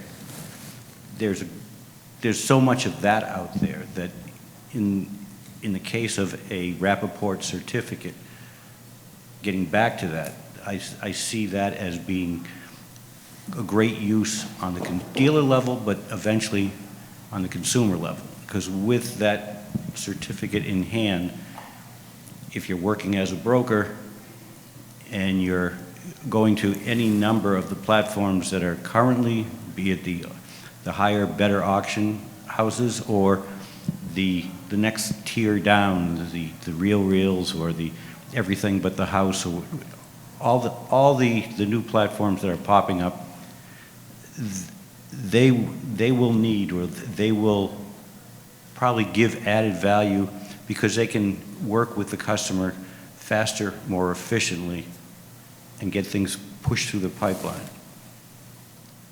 I've worked with some of these houses that say, well, you know, I know you're working on behalf of your client, but we have to have that go through our gemological little research here, and that ties up the client's pieces for weeks.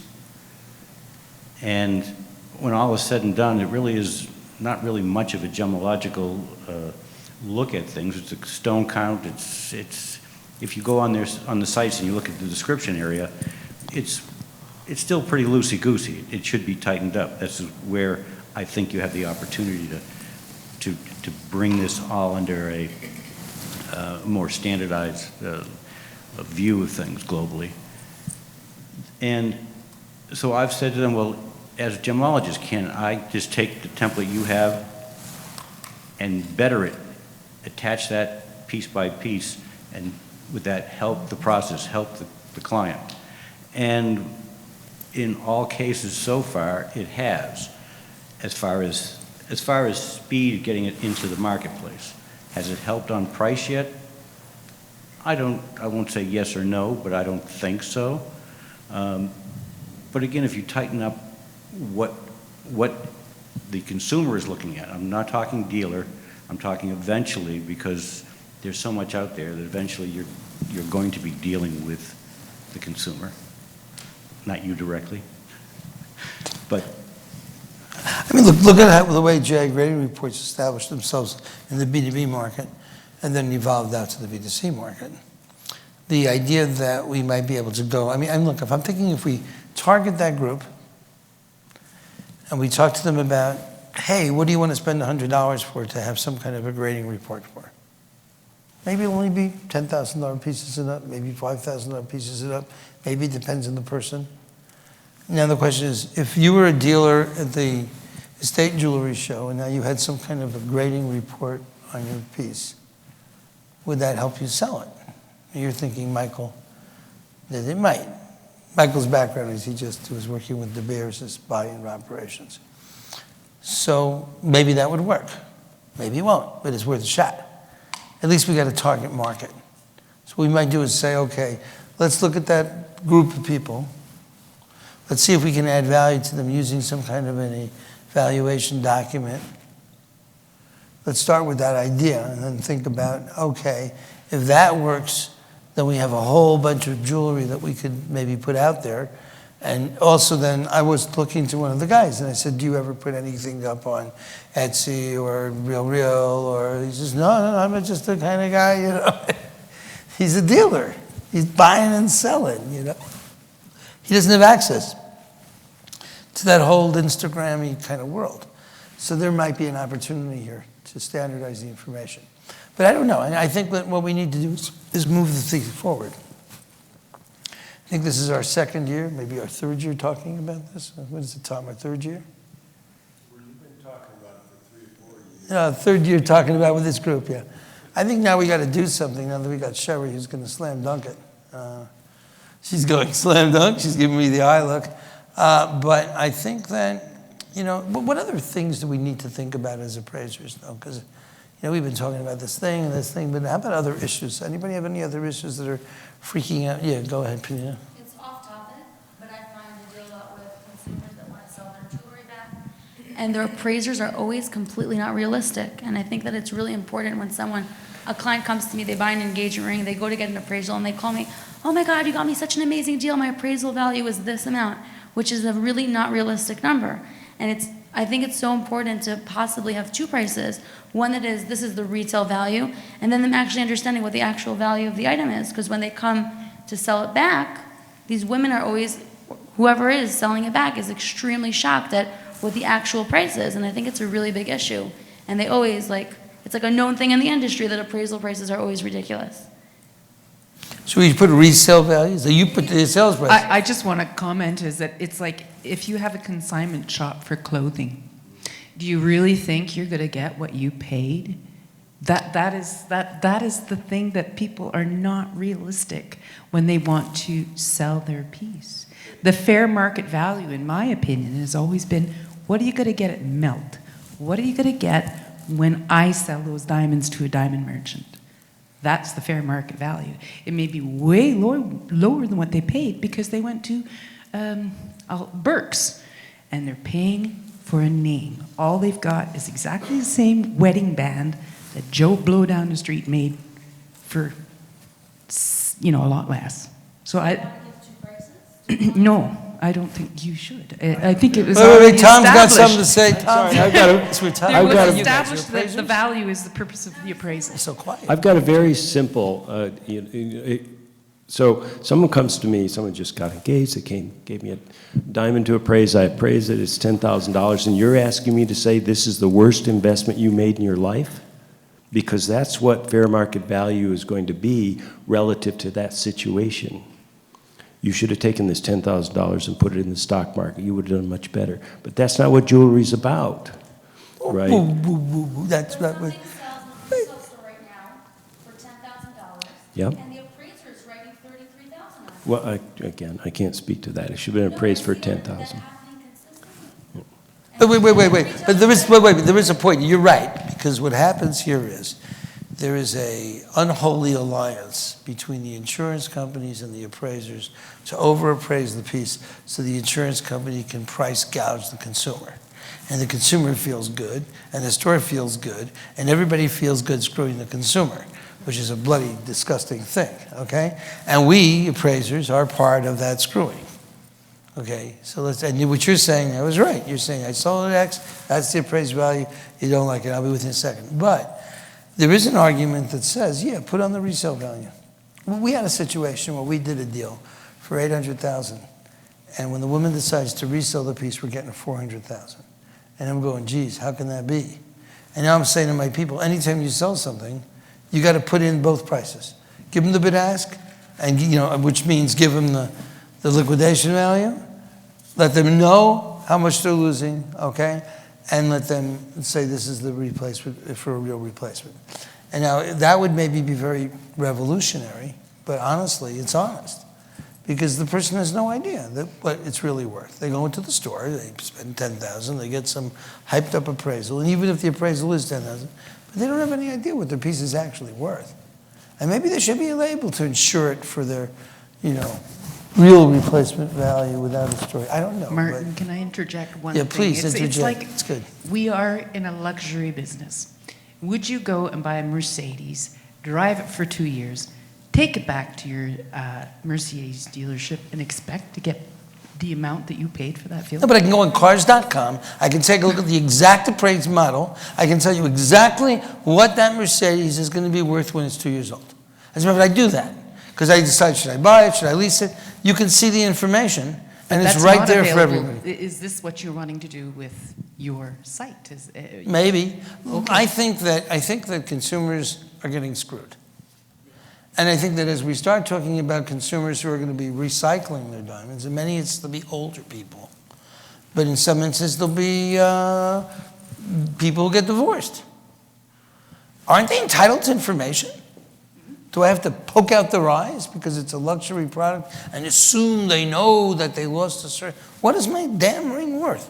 I go to an appraiser, tell me what the damn thing is worth. Now, whether or not we should voluntarily say we'll give you liquidation value,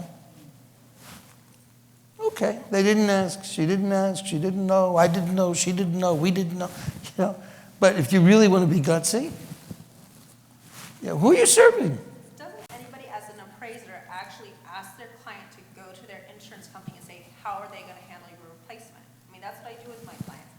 Ask them, is your insurance company going to give you a check for the wholesale plus 20% or their option to replace it first, or are they going to give you check value, replacement value for what I say the appraisal? And what do the people say when that happens? They call their insurance company and ask. So far, a lot of them have been with Chubb. Chubb writes them a check for whatever it is. God bless Chubb. I'm with Chubb, but I don't... Travelers Mutual is starting to do that policies as well. Travelers has a travels policy. You can just about chuck it off the back of a boat and say, I lost my ring, here you go. State Farm's different. They're actually starting to change back to more Chubb behavior. Chubb is actually now going the opposite way and starting to have, what do they call it? A insurance investigator come out in the event of an unusual loss. It was only $40,000, and an investigator is coming out to question my client.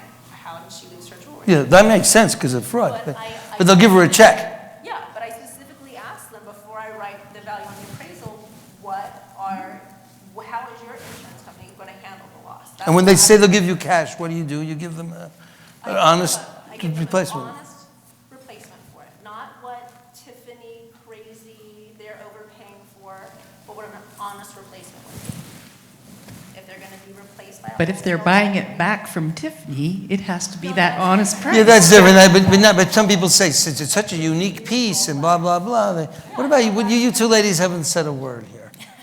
Give them the microphone. We're here to learn. But he says you can't just learn without teaching. He says there has to be an exchange. Tell us about yourself a little and So why you're here. I'm an appraiser. I work for Gemworld International. Okay. I do the appraisals. Great guys, yeah. I'm here to learn about this. This is new to me. Tom's has said a lot Yes? that I agree with. I'm not USPAP compliant. What else? Well, what do you think about this issue of, we're hearing some really great stuff here about asking the client what kind of insurance they have. I do not do that. Okay? You don't have to do it just because someone else does. It's okay. I don't know, Tom, do you recommend doing something like that, or? Essentially, there, as you said, there are two types of insurance policies. One is basically based on indemnity replacement with like kind. The other is agreed value, right? So no, I don't ask my clients because my purpose is indemnification. So it really doesn't matter. No, you all seem to conflate overinflated appraisals with accurate appraisals that with the intention to indemnify the client. So what type of policy they have really doesn't matter. And the way in which, if it's a replacement type policy, the obligation of the underwriter is to put the person in the position they're in prior to the loss. And so if it's appraised for 10 and they can do it for 8, they're still getting that GIA certified round at clarity color diamond. So they are being indemnified. The difference that 8,000 instead of the 10 they were paying premiums on only rises when the client says, you know what, just pay me off. I don't want another diamond. They signed the contract. Yeah. It's all right there in the print that says that the underwriter's obligation is indemnification. If they do it for less, but we're talking about replacement with like kind. There's no fraud. There's no insurance underwriters screwing clients. You know, there's fringes to everything. But and I really disagree with you when you say that, you know, we're as appraisers we're somehow facilitating this scheme that underwriters have. We're not. Underwriters, their premiums are based actuarially and regulated by the state, right? So, you know, their premiums are based on their mathematical experience of loss and indemnification. My point is where we say it's worth 10 and they can fill it at 8 and they can fill it at 5. And we keep putting it out there at 10 and they can keep filling it out at 5. And they've got their actuarial tables that charge at 10. And everybody knows that they can do it at 5 or whatever it is. So that little gappy, if it's 20%, my hat's off to you. If it's 100%, I'm starting to look funny. So, and I'm telling you that what we're seeing in appraisals that are significantly higher than the cost of actually being able to replace the piece. Again, once again, you're throwing in appraisals that are inflated.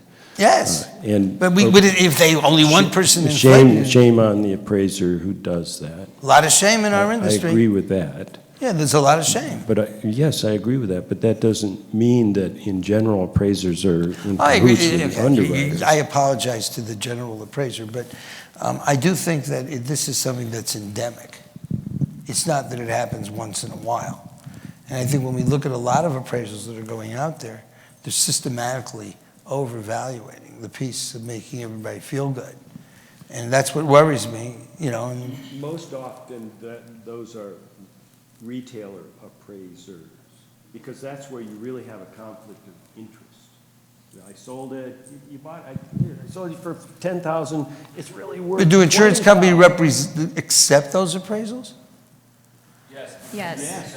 Because they don't know. Because what? They accept the premiums for it. That's how they make their money. And they don't know. Something's, I don't know, 1 and 1 ain't 11 here. Well, no, but. There's something going on and my nose is itchy. It's mostly tied with the sale where that occurs. As an independent appraiser, I have no motivation. I know independent appraisers, but if you're actually selling a piece and you sold it for 10,000, you appraised it for 15,000, then you're not cool. Not cool. That's a good case. Okay, but so I'm saying to you, yeah, please. So I heard a quote many years ago, 2004, so it's very outdated, but it was when Cecilia Gardner was trying to do the J-Bar thing, and she quoted out of 2,000 companies that offer gems and jewelry appraisals in the U.S., less than 5% were considered legitimate. So if we look at all the appraisals that are coming in, you have to assume, likewise, that 5% of those are actually appraisals. So even though it says appraisal and it has a value and someone signed it, you are the person that has to qualify that. You have to say, this person has no training in valuation of personal property, is or is not a gemologist, does or does not have objective neutrality. So.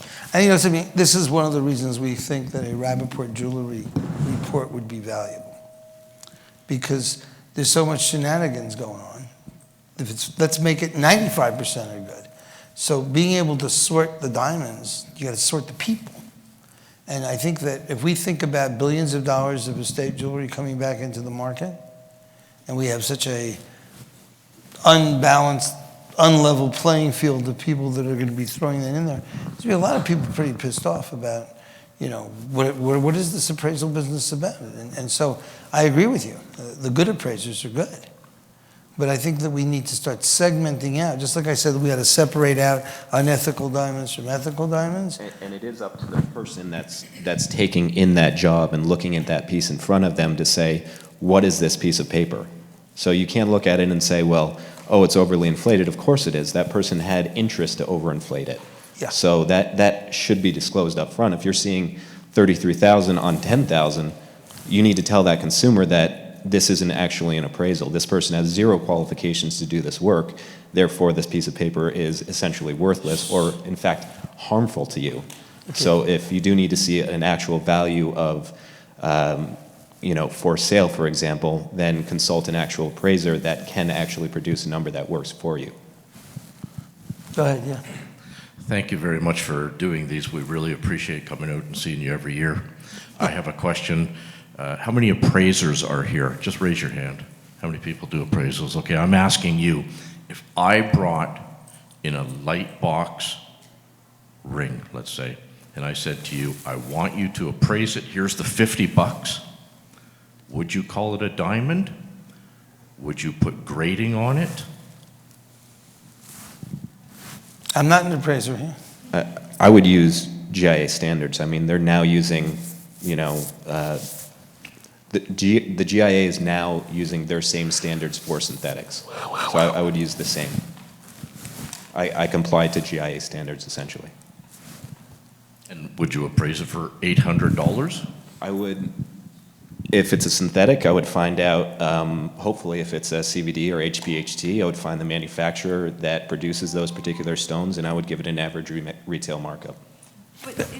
You were, No, you'd have to use light box. you have to were use the brand. referring to Lightbox, and they Yeah. sell it for $800. I'd appraise it for $800. Yeah.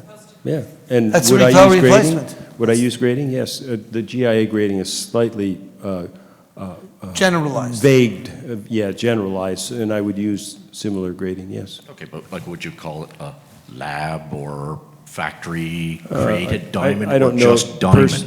Personally, I don't think that's terribly important, but I would call it synthetic, man-made, take your pick, lab-grown. All right. it- My I friends, don't- this has been great. I really appreciate everybody's comments, and I think we're a little too much Rappaportian this time. We want to get more other things going on here. But I really want to thank everybody for coming. We're going to move forward here with this Rapaport stuff to try to see if we can't standardize as much as possible. And Tom, I can't thank you enough for being here and raising issues and putting things on the. I really appreciate that tremendously. And we definitely want to have in and I'm thankful for the Circa guys here, you know, looking at stuff, and for you also having Europe buying. You know, we have to work together. And I believe that even though some people may think they're competing, you know, don't sweat it. There's enough for everybody. And we should work together to make sure that we take care of the customer, the consumer, as best as we can. Because I think that there's going to be tremendous challenges as people try to resell their jewelry. And there's so few good guys compared to the non-good guys that we really need to raise our hands up and really help people to get a fair market value for their jewelry. And if we can get that done, I think that it'll speak well for the entire industry, not just the appraisers. So I want to thank you all very much for being here. And we will follow up with you, and we'll try to get a little WhatsApp going. But thank you all very much. Can we get a picture of everybody? Let's get a quick picture of everybody together over here. I don't know, do we have a photographer or something? We have a little iPhone, something? What? You take a picture? All right. I don't know. We used to have a photographer. I think he got tired. It's been a long day. I know, I'm tired. Now that's a hat. I like that hat. And this is not one of those hipster hats. But look at that. Oh, look at him with the hat. He's like so cool. Come on. Let's go, everybody together. Let's go, everybody together here. Let's go. Come on around. In fact, you've been very helpful. This has been great. So where do you appraise for yourself? Aspen. Aspen? No, independent. Independent. Come into me. I love that. Okay, that's great. You got a good picture here? Oh, we're a little skewed here. Okay, no, it's fine. Everyone's squishing. Squishy, squishy.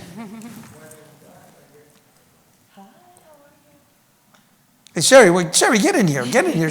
We're putting this trip on you, Sherry. Sherry, no. You got to be in the picture. Come on, Sherry. What are you kidding me? Sherry's got to be managing this whole effort. Let's go, Sherry, right up front. Savil's too. Savil's behind the scenes making sure. Come on, Sherry, right here. Get in here. Okay.